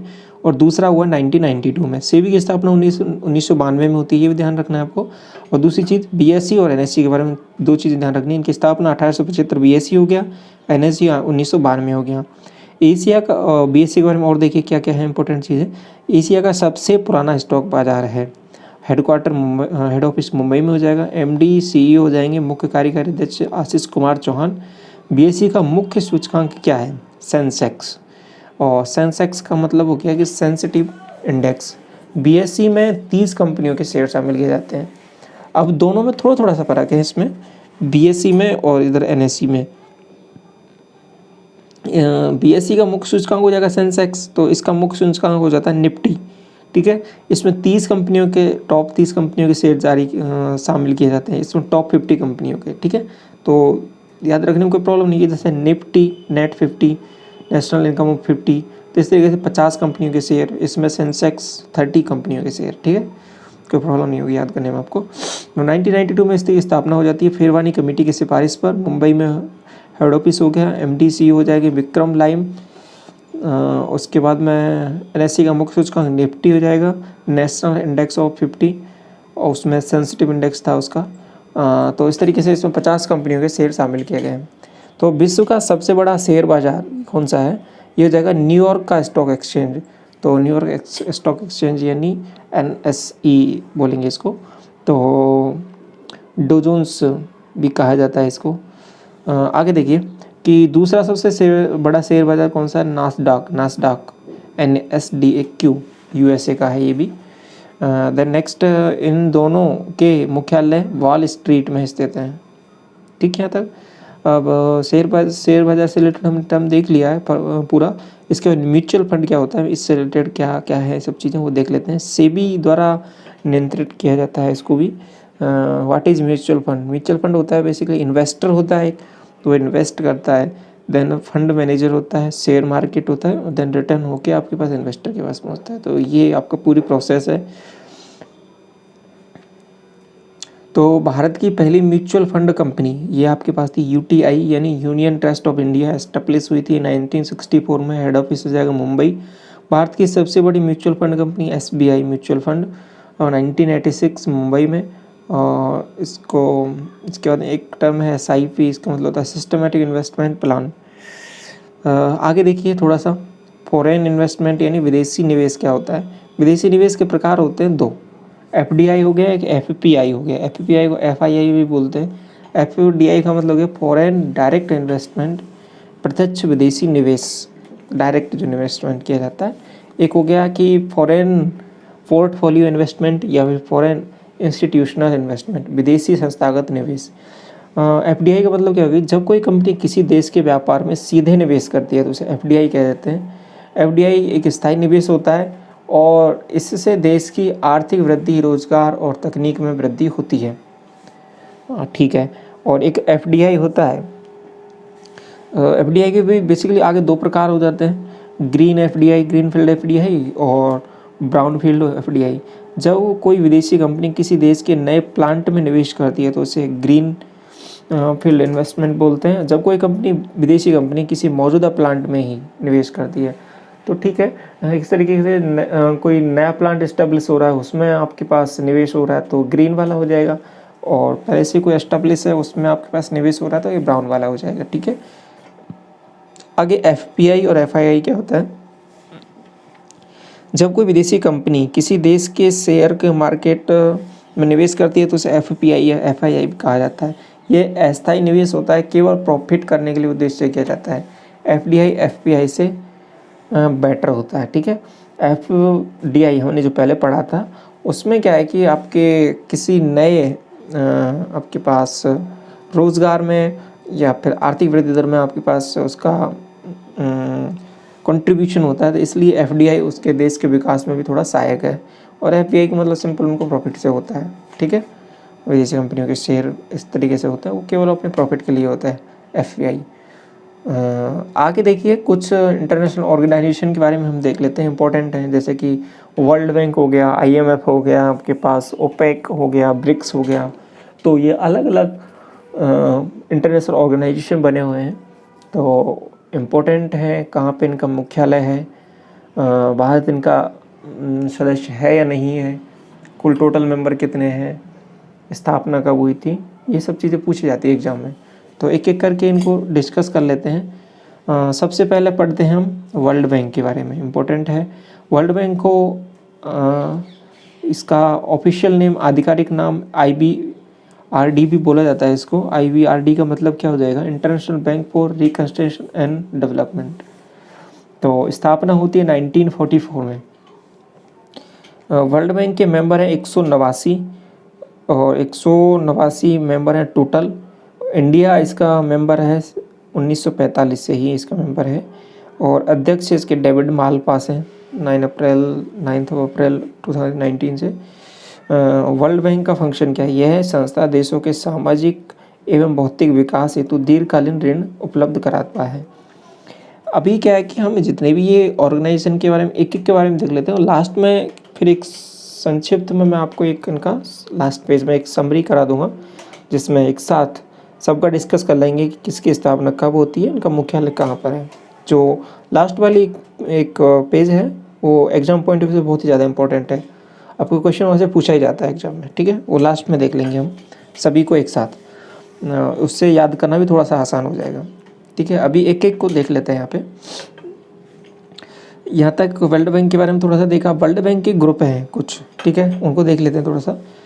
पहला हो गया IBRP, दूसरा हो गया IDA। IDA का मतलब क्या हो जाएगा, 1960 में एस्टैब्लिश हुआ था, वाशिंगटन DC, मेंबर 170 थी, भारत IDA का सदस्य है। IDA को सॉफ्ट बॉन्ड विंडो भी बोला जाता है, ऋण खिड़की के नाम से जाना जाता है। यह संस्था देशों को बिना ब्याज के लोन उपलब्ध करवाती है। IFC यानी international finance corporation, 1956 Washington DC में इसका मुख्यालय, मेंबर हो जाएंगे 184, भारत IFC का सदस्य है। संस्था देशों को निजी क्षेत्रों में बिना सरकारी गारंटी के ऋण उपलब्ध करवाते हैं। MIGA मल्टीलेटरल इन्वेस्टमेंट आगे देखिए गारंटी एजेंसी, यानी इसका 1988 हो जाएगा, वाशिंगटन DC हो जाएगा। तो एक बार देख रहे हो, वाशिंगटन DC में सभी का मुख्यालय बना हुआ है। यह संस्था विकासशील देशों में विदेशी मुद्रा को प्रोत्साहन करने के लिए राजनीतिक जोखिम के विरुद्ध गारंटी प्रदान करती है। ICSID international centre for settlement end of investment dispute, 1966 Washington DC 161, Bharat इसका सदस्य नहीं है। ये सदस्य देशों में के निवेश संबंधित विवादों को दूर करना। तो ये इसके कुछ ग्रुप्स हैं तो वर्ल्ड बैंक के। आगे देखिए IMF इम्पोर्टेंट है, वेरी इंपॉर्टेंट है। IMF इंटरनेशनल मॉनेटरी फंड, तो अंतर्राष्ट्रीय मुद्रा कोष, विश्व बैंक IBRD और IMF को, विश्व बैंक को और IMF को दोनों को एक तरीके से जुड़वा संगठन भी बोला जाता है, ठीक है। विश्व बैंक और IMF का जन्म ब्रेटन वुड्स समझौते में 1944 USA में हुआ था, एस्टेब्लिश 1944 और क्रिएटेड हुआ था 1945 में। तो IMF के बारे में पूछ लें तो 1945 में स्थापना बताएंगे हम इसकी, और विश्व बैंक का स्थापना हुआ था 1944 में, इसका 1945 में। IMF 1945 याद रखना है आपको, ठीक है।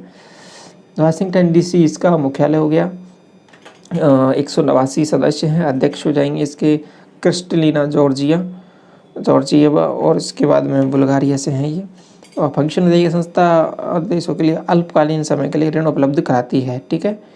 आपके पास IMF, और इसके बारे में हमने यहाँ पे देखा था वर्ल्ड बैंक के बारे में, ठीक है। तो वर्ल्ड बैंक कराती है आपके पास दीर्घकालीन समय के लिए ऋण उपलब्ध कराती है, और IMF कराती है आपके पास शॉर्ट टर्म के लिए, ठीक है, अल्पकालीन समय के लिए ऋण। IMF की मुद्रा करेंसी क्या है, SDR का मतलब क्या हो जाएगा, स्पेशल ड्राइंग राइट्स यानी विशेष आहरण अधिकार।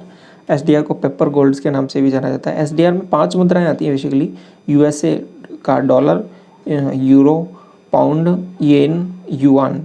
तो अलग अलग देश की मुद्राएं याद रख लेना, आपको कभी पूछ लिया जाए क्वेश्चन। यूरो यूरोप की हो जाएगी, पाउंड हो जाएगा UK का, येन हो जाएगा आपके पास जापान, और युआन हो जाएगा चाइना का। ADB का फुल फॉर्म हो जाएगा एशियन डेवलपमेंट बैंक, एशियाई विकास बैंक, स्थापना 1966, मलीना फिलीपींस, मुख्यालय, 68 मेंबर्स, भारत 1966 से सदस्य है इसका, अध्यक्ष मात्सुगु असागावा।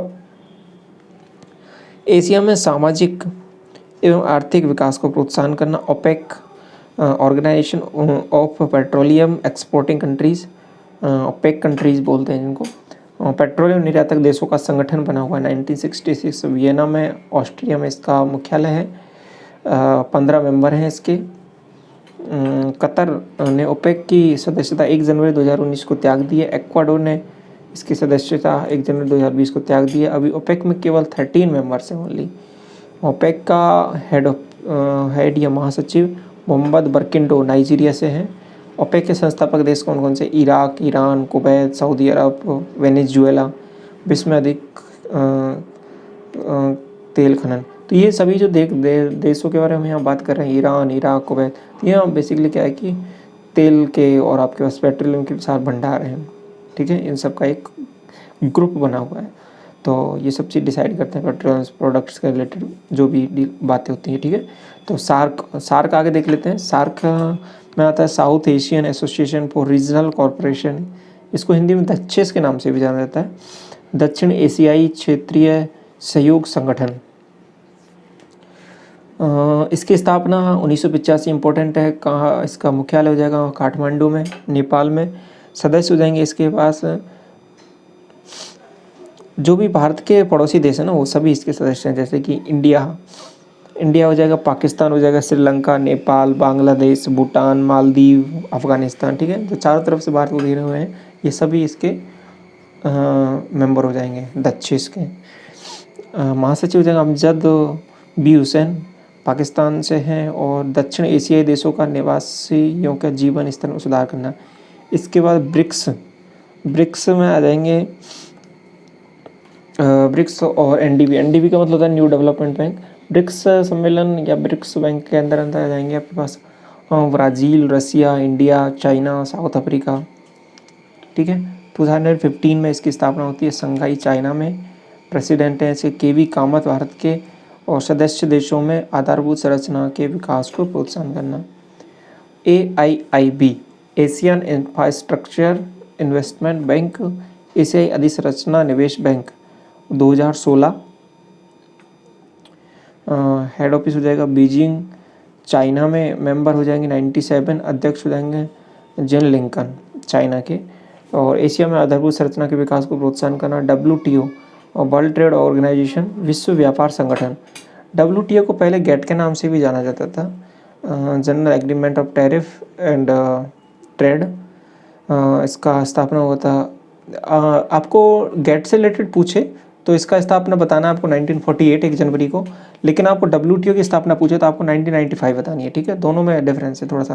पहले गेट से ही बाद में WTO की स्थापना होती है, तो लेकिन पहले अलग अलग पूछेगा आपसे। गेट पूछता है तो आपको 1948 बताना है, WTO की स्थापना पूछता है तो 1995 बताना है आपको। ये बात ठीक है। गेट एक बेसिकली एक समझौता है, कोई संस्था का स्वरूप तो था नहीं गेट, तो गेट के स्थान पे बाद में WTO की स्थापना हो जाती है।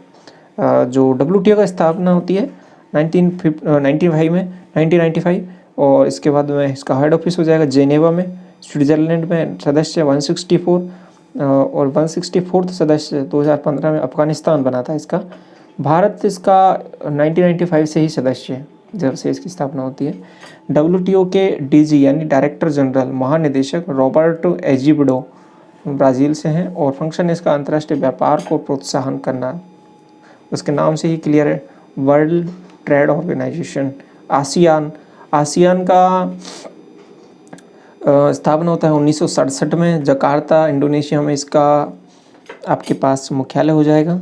विश्व की सबसे अधिक मुस्लिम जनसंख्या आपके पास इंडोनेशिया में ही है। सदस्य हैं इसके 10, भारत इसका सदस्य नहीं है। अध्यक्ष लिम जॉक हो। Association of south east Asian nation, दक्षिणी पूर्वी एशियाई देशों का संगठन है। UNO देखिए आगे, यूनाइटेड नेशंस ऑर्गेनाइजेशन, एस्टेब्लिश हुआ था 24 अक्टूबर 1945 में, न्यूयॉर्क में इसका मुख्यालय हो जाएगा। UNO डे आपके पास सेलिब्रेट करते हैं 24 अगस्त को। मेंबर हो जाएंगे 193 आपका सदस्य हो जाएगा दक्षिणी सूडान, और 1945 से सदस्य है भारत इसका। जनरल सेक्रेटरी जनरल यानी महासचिव एंट्रियो गुटरेस पुर्तगाल के हैं ये, और अंतर्राष्ट्रीय सुरक्षा और शांति को प्रोत्साहन करना UNO का। और इसके बाद में है आगे देखिए राष्ट्रीय संगठन फाइनेंस कमीशन। अब फाइनेंस कमीशन के बारे में देखिए थोड़ा सा। वित्त आयोग संवैधानिक निकाय है। वित्त आयोग का उल्लेख अनुच्छेद 280 के अंदर किया गया है। कई बार पूछा गया है क्वेश्चन, वित्त आयोग का वर्णन किस अनुच्छेद में किया गया है? 280। वित्त आयोग का गठन भारत के राष्ट्रपति द्वारा किया जाता है। वित्त आयोग में एक अध्यक्ष और 4 सदस्य होते हैं। वित्त आयोग की अवधि 5 वर्ष की होती है। भारत का पहला वित्त आयोग 1951 में अध्यक्ष थे KC नियोगी। भारत का 13वां वित्त आयोग 2010 से 2015 डॉक्टर विजय केलकर, GST का प्रस्ताव इन्होंने ही पास किया था। और भारत का 14वां वित्त आयोग है डॉक्टर YV रेड्डी 2015 से 2020, और 2020 से 2025 NK सिंह 15वां वित्त आयोग। ठीक है, जो भी करंट में चल रहा है। केंद्र एवं राज्य सरकार के मध्य वित्तीय संबंध बनाए रखना। अब पहले था आपके पास योजना आयोग, ठीक है, दोनों इंपॉर्टेंट है। आगे देखिए जो योजना आयोग है और नीति आयोग है, योजना आयोग के स्थान पर नीति आयोग की स्थापना होती है। देखते हैं क्या था योजना आयोग। पहले कई बार पूछा जाता है, पहले योजना आयोग होता था, तो उसके स्थान पर अभी नीति आयोग आया है, तो दोनों से क्वेश्चन बनने के बहुत ज़्यादा चांसेस बने रहते हैं, हर बार पूछा भी जाता है। ठीक है, दोनों सिमिलर हैं, इनका कुछ ज़्यादा फर्क नहीं है, समझना है बस थोड़ा सा इनको कि योजना आयोग क्या होता है कि यह गैर संवैधानिक निकाय है, नॉन कॉन्स्टिट्यूशनल बॉडी है।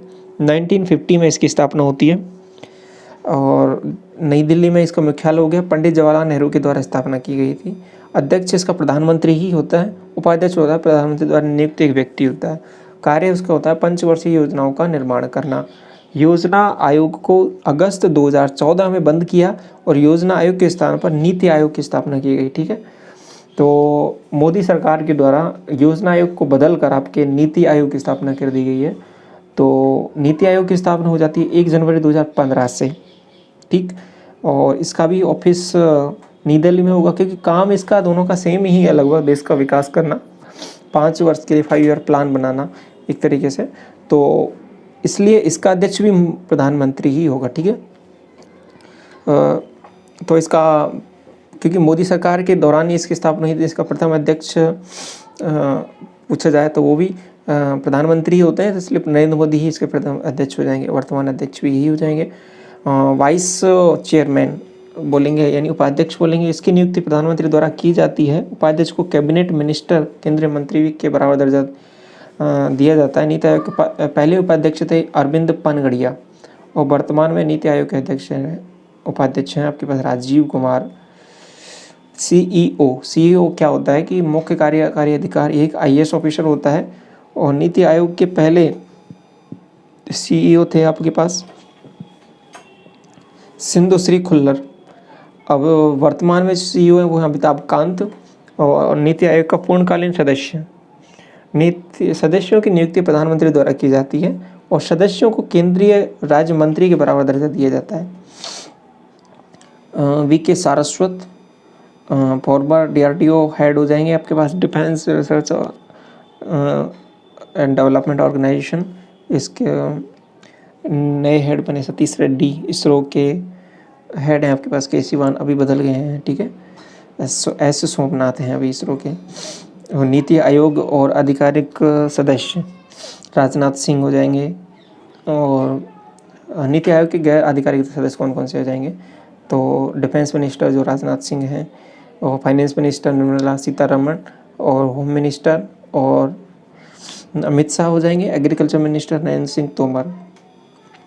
पूर्णकालीन सदस्य हो जाएंगे वीके सारस्वत, आपके पास रमेश चंद कृषि विशेषज्ञ, और doctor Vinod Kumar Paul health expert हो जाएंगे, स्वास्थ्य विशेषज्ञ। नीति आयोग यानी गवर्निंग काउंसिल, गवर्निंग परिषद भी बोलते हैं इसको, पीएम हो जाएंगे, ऑल स्टेट सीएम्स हो जाएंगे, और लेफ्टिनेंट गवर्नर ऑफ यूटीज हो जाएंगे, संघ शासित प्रदेशों के उपराज्यपाल।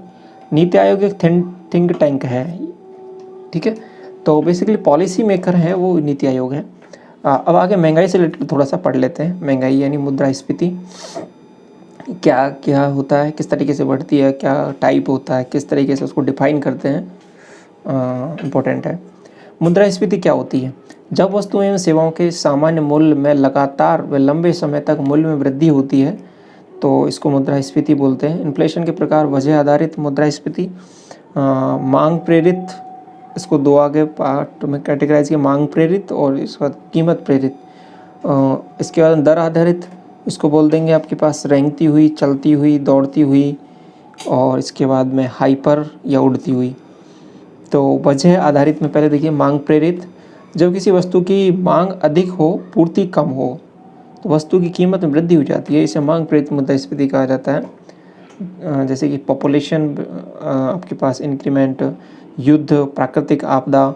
कीमत प्रेरित क्या होता है कि यदि किसी वस्तु की उत्पादन लागत में वृद्धि होती है तो उस वस्तु के मूल्य में वृद्धि हो जाती है, तो इसे कीमत प्रेरित कहते हैं। इसका रीज़न क्या होता है कि जैसे कि कच्चा माल है वही आपको ज़्यादा रेटों पर मिल रहा हो, वेतन में वृद्धि हो जाती है, अंतर्राष्ट्रीय बाजार की कीमतों में वृद्धि हो जाए, तो इस तरीके के ये आपकी दूसरा रीज़न होता है महंगाई होने का। दर आधारित मुद्रास्फीति क्या होती है, रेंगती हुई। यदि मुद्रास्फीति की दर 1% से 5% हो तो इसको बोलेंगे रेंगती हुई। तो ये इसको ध्यान रखना है कि पूछ लिया जाता है कि फ़िलहाल में कौन सी मुद्रास्फीति चल रही है, ठीक है। तो ये याद, अगर हमें ये दर याद नहीं होंगी तो हम उसको कैटेगराइज नहीं करवा पाएंगे। तो यदि मुद्रास्फीति की दर 1% से 5% हो तो ये हो जाएगी रेंगती हुई, और चलती हुई हो जाएगी 5% से 10%, और इसके बाद में मुद्रास्फीति की दर 10% से ज़्यादा हो, 100% के बीच हो, द्विअंकीय मतलब से दो डिजिट में हो, तो ये हो जाएगी आपके पास दौड़ती हुई, और हाइपर हो जाएगी 100% से अधिक हो। तो अभी फ़िलहाल जो भारत में है वो मुद्रास्फीति की दर वो चल रही 7.6, जो सेकंड नंबर पे है, मतलब जो चलती हुई मुद्रास्फीति है, वॉकिंग इन्फ्लेशन है अभी भारत में। तो मुद्रास्फीति की मापने की विधियाँ क्या है, WPI और CPI। WPI का मतलब क्या हो गया कि होल सेल प्राइस इंडेक्स, थोक मूल्य सूचकांक, और CPI हो जाएगा कंज्यूमर प्राइस इंडेक्स, उपभोक्ता मूल्य सूचकांक। WPI को कैसे कैलकुलेट करेंगे, यह सूचकांक उद्योग एवं वाणिज्यिक मंत्रालय द्वारा किया जाता है। WPI में केवल वस्तुएं शामिल की जाती हैं, सेवाएं नहीं। WPI मासिक आधार पर निकाला जाता है। WPI का आधार वर्ष 2011-12, पहले ये 2004-5 था। अब CPI यह सूचकांक सांख्यिकी मंत्रालय द्वारा जारी किया जाता है। CPI CSO द्वारा जारी किया जाता है। CSO यानी सेंट्रल स्टैटिस्टिकल ऑफिस, केंद्रीय सांख्यिकी कार्यालय। CPI में वस्तुएं सेवाएं दोनों शामिल की जाती है, जबकि ऊपर वाले में केवल आपके पास वस्तुएं शामिल थी, सेवाएं आपके पास शामिल नहीं थी। CPI मासिक आधार पर निकाला जाता है। CPI का आधार वर्ष 2012-13, तो बिफोर 2010-11। CPI भारत का मुख्य सूचकांक है। विकसित देशों को देशों द्वारा CPI को अपनाया जाता है, और केंद्रीय कर्मचारियों का महंगाई भत्ता CPI पर निकाला जाता है। अब देखिए आगे कि गवर्नमेंट अब किस तरीके का, जैसे महंगाई किसी देश की बढ़ती है, महंगाई बढ़ने पर जो फिक्स इनकम वाले होते हैं उनको हमेशा लॉस होता है, ठीक है। महंगाई बढ़ने पर किनको प्रॉफिट होगा, किनको लॉस होगा, तो ये थोड़ा सा देख लेते हैं, इंपॉर्टेंट जानना ज़रूरी होता है, तो जानकारी के लिए भी और वैसे एग्जाम पॉइंट ऑफ व्यू से। जैसे कि अगर महंगाई बढ़ती है तो जो गवर्नमेंट एम्प्लॉय है इनको लॉस होगा, प्राइवेट एम्प्लॉय है इनको भी लॉस होगा, व्यापारी वर्ग है इनको प्रॉफिट होगा, और जो उत्पादक वर्ग है इसको भी प्रॉफिट होगा। जो ऋणदाता है, जो देने वाला है, उसको लॉस होगा, और जो लेने वाला ऋण है उसको प्रॉफिट होगा। आयात में वृद्धि होगी, निर्यात में कमी होगी। महंगाई बढ़ने पर होता है ये सब चीज़ें, ठीक है। बाजार, यह एक स्थान है जहाँ क्रेता विक्रेता द्वारा क्रय विक्रय किया जाता है, ठीक है।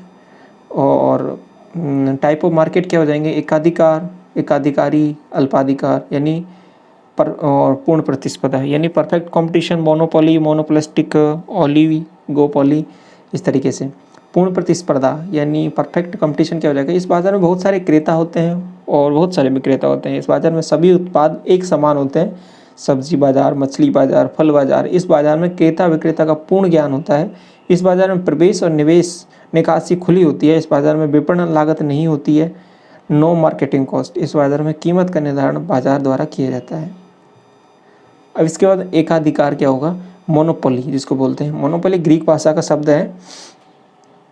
इस बाज़ार में उत्पाद का कोई नज़दीकी विकल्प उपलब्ध नहीं होता है। इलेक्ट्रिसिटी, रेलवे, माइक्रोसॉफ्ट, एयरबैग, जल, वाटर, इसमें विक्रय लागत नहीं होती है। बाज़ार में कीमत भाव किया जाता है, बाज़ार में कीमत भेदभाव किया जाता है। इस बाज़ार में प्रवेश और निकासी कानून द्वारा नियंत्रित की जाती है। भारत एकाधिकार के खिलाफ है। MRTP एक्ट, MRTP अधिनियम 1969 के स्थान पर CCI अधिनियम 2002 लाया गया, भारतीय प्रतिस्पर्धा आयोग। इस बाज़ार में कीमत का निर्धारण विक्रेता द्वारा किया जाता है। मोनोपोलिस्टिक, आगे देखिए एकाधिकारी, इस बाज़ार में बहुत सारे क्रेता, बहुत सारे विक्रेता होते हैं। इस बाज़ार में सभी उत्पाद एक समान होते हैं, लेकिन प्रत्येक विक्रेता उत्पाद के अलग अलग स्वरूप बेचता है। जैसे कि टूथपेस्ट कंपनी हो गई, बिस्किट कंपनी हो गई, कोचिंग इंस्टीट्यूट हो गए, जीन्स शॉप। इस बाज़ार में उत्पाद के नाम पर एकाधिकार होता है, उत्पाद पर नहीं। उत्पाद की विश्वसनीयता एक कीमत स्तर तक बनी रहती है, ब्रांड वैल्यू।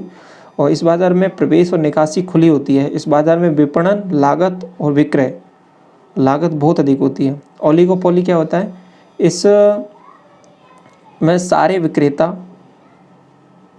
क्रेता और कुछ विक्रेता होते हैं, लेकिन विक्रेताओं के मध्य बहुत अधिक प्रतिस्पर्धा होती है। इस बाज़ार में सभी उत्पाद एक समान होते हैं। कार कंपनी, दोपहिया वाहन company, mobile company, SIM company, अखबार, इस बाज़ार में कीमत का युद्ध पाया जाता है। कीमत युद्ध पाया जाता है। इस बाजार में विक्रेताओं को एक दूसरे पर आत्मनिर्भरता होती है, बाजार में प्रवेश और निकासी खुली होती है। तो इस तरीके से अलग अलग व्यापारों के बारे में हमने देखा, बाजारों के बारे में देखा बाजार में। इसके बाद में है मनी सप्लाई, मुद्रा आपूर्ति। इसको अलग अलग तरीके से बताया जाता है, जैसे कि M0, M1, M2, M3, M4 से बताया जाता है। M0 जनता के पास मुद्रा प्लस RBI के पास बैंकों की जमाएं। M0 को आरक्षित मुद्रा या उच्च शक्ति मुद्रा कहा जाता है। M1 नैरो मनी, संकीर्ण मुद्रा कहा जाता है। Currency with public demand deposit of bank plus other deposit of RBI। M3 broad money, व्यापक मुद्रा। M1 plus fix deposit of bank. M4 हो जाएगा M3 plus total deposit of post office. तो इस तरीके से लिक्विडिटी यानी तरलता हो जाएगी। M0 greater than M1 greater than M2 greater than M3 greater than M4। तो M4 का सबसे कम हो जाएगा। आगे देखिए डिफ्लेशन क्या होता है। मुद्रास्फीति की नकारात्मक दर, कीमतों में कमी को हम डिफ्लेशन बोलते हैं। यानी कीमत में यदि कमी होती है तो उसको डिफ्लेशन के नाम से जाना जाता है, ठीक है। इसके बाद में आगे है रिसेशन। अगर लगातार 2 त्रैमासिक में GDP की दर होती है वो नकारात्मक हो तो ये आपका रिसेशन हो जाएगा। मंदी होती है मांग में कमी। तो डिफ्लेशन देख लिया, रिसेशन हो गया। आगे देखिए हम डिस्कस करते हैं लॉ ऑफ डिमांड। मांग का नियम क्या होता है। मांग का नियम क्रेता पर आधारित होता है। मांग का नियम क्या होता है, यदि अन्य बातें स्थिर रखी जाए तो कीमत बढ़ने पर मांग आपके पास कम हो जाती है और कीमत कम होने पर मांग आपके पास बढ़ जाती है, ठीक है। प्राइस आपका डिक्रीज होगा तो डिमांड आपका इंक्रीज हो जाएगा। मांग की लोच क्या होती है। मांग की मात्रा में परिवर्तन, प्रतिशत परिवर्तन, और कीमत में प्रतिशत परिवर्तन, ई बोलते हैं इसको। ई को डिफाइन करेंगे, elasticity of demand is equal to del Q by Q। ये बेसिकली परिवर्तन है, परिवर्तन की दर हो गया, divide by del P upon P। तो मांग की लोच सदैव ऋणात्मक होती है, ठीक है। कीमत, मांग की लोच 5 प्रकार की होती है। कौन कौन से है 5 प्रकार। पूर्ण लोचदार, पूर्ण बेलोचदार, समानुपाती, सापेक्ष और सापेक्ष बेलोचदार, ठीक है। आगे देखिए इनको एक एक को डिस्कस कर लेते हैं। परफेक्ट इलास्टिक डिमांड, पूर्ण लोचदार, वस्तु की कीमत में मामूली परिवर्तन करने पर उसकी मांगी गई मात्रा में असीमित परिवर्तन हो जाता है, तो उसको बोलते हैं पूर्ण इलास्टिक। कंप्लीटली या परफेक्टली इलास्टिक, ये इसका ग्राफ हो जाएगा आपके पास। हाँ, देन नेक्स्ट है वस्तु की कीमत में परिवर्तन, उसकी मांगी गई मात्रा में परिवर्तन अच्छा, वस्तु की कीमत में परिवर्तन होने पर उसकी मांगी गई मात्रा में कोई परिवर्तन नहीं होता, तो ये होता है आपके पास इनइलास्टिक। देन नेक्स्ट है यूनिटरी इलास्टिक। वस्तु की मांगी गई मात्रा में प्रतिशत परिवर्तन सदैव वस्तु की कीमत में वही प्रतिशत परिवर्तन के बराबर होता है। आगे है, इनका ग्राफ भी थोड़ा सा देख लेना है आपको, ठीक है, किस तरीके से ग्राफ बन रहा है, जैसे कि इसका हाइपरबोलिक हो जाएगा। आगे है रिलेटिवली इलास्टिक डिमांड। वस्तु की मांगी गई मात्रा में प्रतिशत परिवर्तन सदैव वस्तु की कीमत में हुए प्रतिशत परिवर्तन से अधिक होता है, ई इज़ ग्रेटर देन 1। तो ई से आप यहाँ पर डिफाइन कर सकते हो, ठीक है। जैसे यहाँ पे पहले वाले केस में हो जाएगा ई की वैल्यू इन्फिनिटी, दूसरे वाले केस में ई की वैल्यू 0। तो पहले में हॉरिजॉन्टल कर्व हो जाएगा, इसके बाद में यहाँ पे वर्टिकल कर्व हो जाएगा, यहाँ पे हाइपरबोलिक ई की वैल्यू हाइपरबोला हो जाएगा, अतिपर वाले जिसको बोलते हैं, ई की वैल्यू 1 हो जाएगी, और ई की वैल्यू ग्रेटर देन 1 होती है तो उसको बोल देंगे आपके पास रिलेटिवली इलास्टिक डिमांड। और ई की वैल्यू लेस देन 1 होती है, ढाल आपको बहुत ज़्यादा हो जाएगा, रैपिडली स्लोप हो जाएगा। तो वस्तु की मांगी मात्रा में प्रतिशत परिवर्तन वस्तु की कीमत में प्रतिशत परिवर्तन से सदैव कम होता है, तो ये ई की वैल्यू यहाँ पे लेस देन 1 होती है, इस तरीके से होता है। लॉ ऑफ सप्लाई क्या होता है कि पूर्ति का नियम।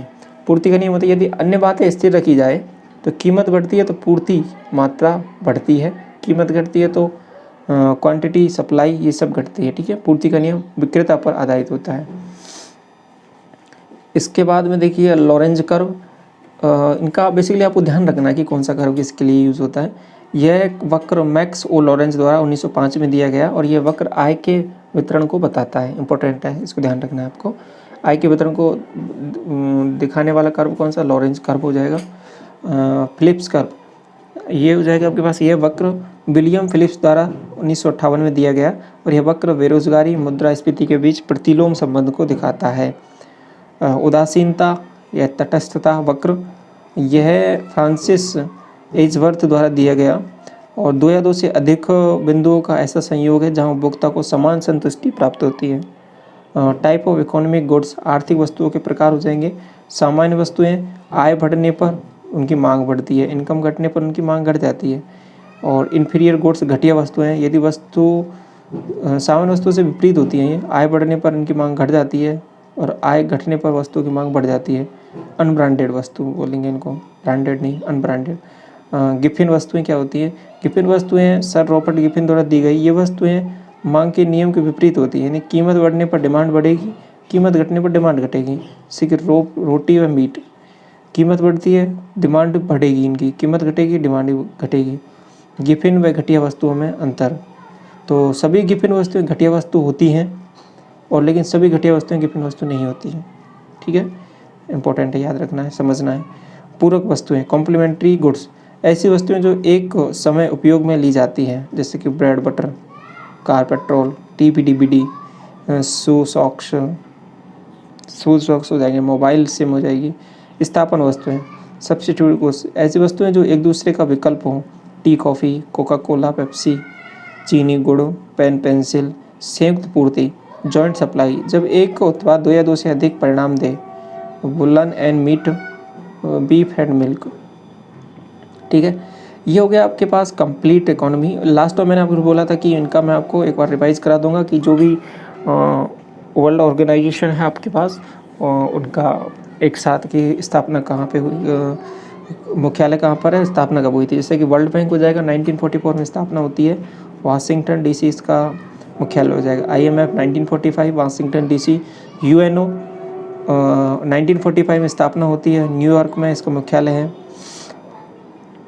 यूनेस्को, अब देखो यहाँ पे इस तरीके से याद रखना है, वाशिंगटन डीसी में दोनों हो जाएंगे, जिनको जुड़वा संगठन भी कहते हैं। 1945 1945 वर्ल्ड बैंक IMF। ठीक है, यहाँ तो दोनों ऊपर के क्लियर हो गए। अब आगे देखिए, इन दोनों को एक साथ याद कर लेना, UNO यूनेस्को को 1945। ठीक है, न्यूयॉर्क में है इसका मुख्यालय, इसका है आपके पास फ्रांस पेरिस में। तो 1945 में 3 संगठन हो गए आपके पास, IMF हो गया, UNO हो गया, यूनेस्को हो गया। ठीक है, इसके बाद में देखो WHO और WTO याद करना बहुत आसान कैसे है। जेनेवा स्विट्जरलैंड में दोनों का मुख्यालय है, WTO का, WHO का। एक की स्थापना होती है 1948 में, एक की स्थापना होती है 1995 में। यहाँ ये दोनों क्लियर हो गए। इसके बाद ओपेक 1960 वियना ऑस्ट्रिया में, ADB 1966 फिलीपींस मनीला में और आसियान 1967 जकार्ता इंडोनेशिया में। यहाँ तक क्लियर है। यूरोपियन संघ 1958 ब्रुसेल्स, नाटो 1949 ब्रुसेल्स। तो ब्रुसेल्स या बेल्जियम में किसका मुख्यालय है? यूरोपियन संघ का और नाटो का। इसके बाद में सार्क का 1985 में हो जाए काठमांडू, बहुत आसान है। ब्रिक्स 2009 में शंघाई चाइना। G77 1964 जेनेवा में। बिम्स्टेक का मुख्यालय हो जाएगा आपके पास 1997। G77 का 1964 है जेनेवा में और बिम्स्टेक का हो जाएगा 1997 ढाका में। आई होप आपको ये याद हो गया होगा सब कुछ, और इसको एक बार और दोबारा देख लेना आप। तो उस तरीके से एक बार लिख कर सबको एक साथ और एक बार थोड़ा सा रिवीजन करोगे, अच्छे से दिमाग में बैठ जाएगा, कभी नहीं भूलोगे इसको। ठीक है, तो इस तरीके से हमने यहाँ पे सभी वर्ल्ड ऑर्गेनाइजेशन के बारे में डिस्कस कर लिया। तो सबसे पहले हमने राजकोषीय नीति, देन बैंक, RBI के बारे में, फिर उसके बाद में SBI, नाबार्ड, अपने सारे इकोनॉमी के टाइप्स क्या होते हैं, ये सब चीज़ पढ़ा। क्षेत्रक के बारे में पढ़ा, अर्थव्यवस्था किस तरीके से फर्दर डिवाइड करते हैं उसको। वर्ल्ड ऑर्गेनाइजेशन के बारे में हमने अच्छे से देखा, महंगाई किस तरीके से इफेक्ट होती है। तो ये सभी फैक्टर हमने एक एक करके, जो आपका इकोनॉमी का जो सिलेबस है वो सभी बेहतरीन तरीके से हमने यहाँ पे कवर किया और आपका कंप्लीट इस तरीके से ये हो जाता है इकोनॉमी का सिलेबस। तो आई होप आपको ये अच्छे से समझ में आया होगा और तो ये पूरा सिलेबस था आपका इकोनॉमिक्स का, अर्थव्यवस्था का। किसी भी एग्ज़ाम के लिए बहुत ही ज़्यादा बेहतरीन है ये आपका। एक बार आप रिवाइज कर लो और पूरा एक वीडियो एक अच्छे से देख लो इसको। एक बार समझ नहीं आता, एक बार और देख लो अच्छे से, आपको अच्छे से समझ में आ जाएगा। पूरा सिलेबस इसमें कवर हो गया है। कोई भी एग्ज़ाम हो इसमें इकोनॉमिक्स से रिलेटेड, तो ये मोर देन सफिशिएंट है आपके लिए, ठीक है। वेदर एसएससी सीजीएल हो, इसी एसएससी सीजीएल में आपका एक अलग से एग्ज़ाम होता है इसका इकोनॉमिक्स का टियर 2 में, उसके लिए बहुत ही महत्वपूर्ण है वीडियो। और बाकी आपका जीके का पोर्शन होता है, उसमें भी इकोनॉमिक्स का एक अलग से पार्ट आता है, तो उसके लिए भी बहुत इंपॉर्टेंट है। वेदर कोई भी कॉम्पिटिटिव एग्जाम हो, इकोनॉमिक्स का जो भी पोर्शन आता है उसमें बहुत ही ज़्यादा महत्वपूर्ण होने वाला वीडियो। एक बार ध्यान से देखना है, इसको समझना है और दिमाग में बैठाना है। और यदि वीडियो आपको अच्छा लगा है तो वीडियो को लाइक ज़रूर करना है, और चैनल पर पहली बार विजिट करें चैनल को सब्सक्राइब जरूर कर लीजिए, और अपने दोस्तों के साथ वीडियो को शेयर जरूर करना है यदि आपको वीडियो अच्छा लगा है, ठीक है। तो चलिए इस वीडियो को यहीं तक रखते हैं। Thank you so much.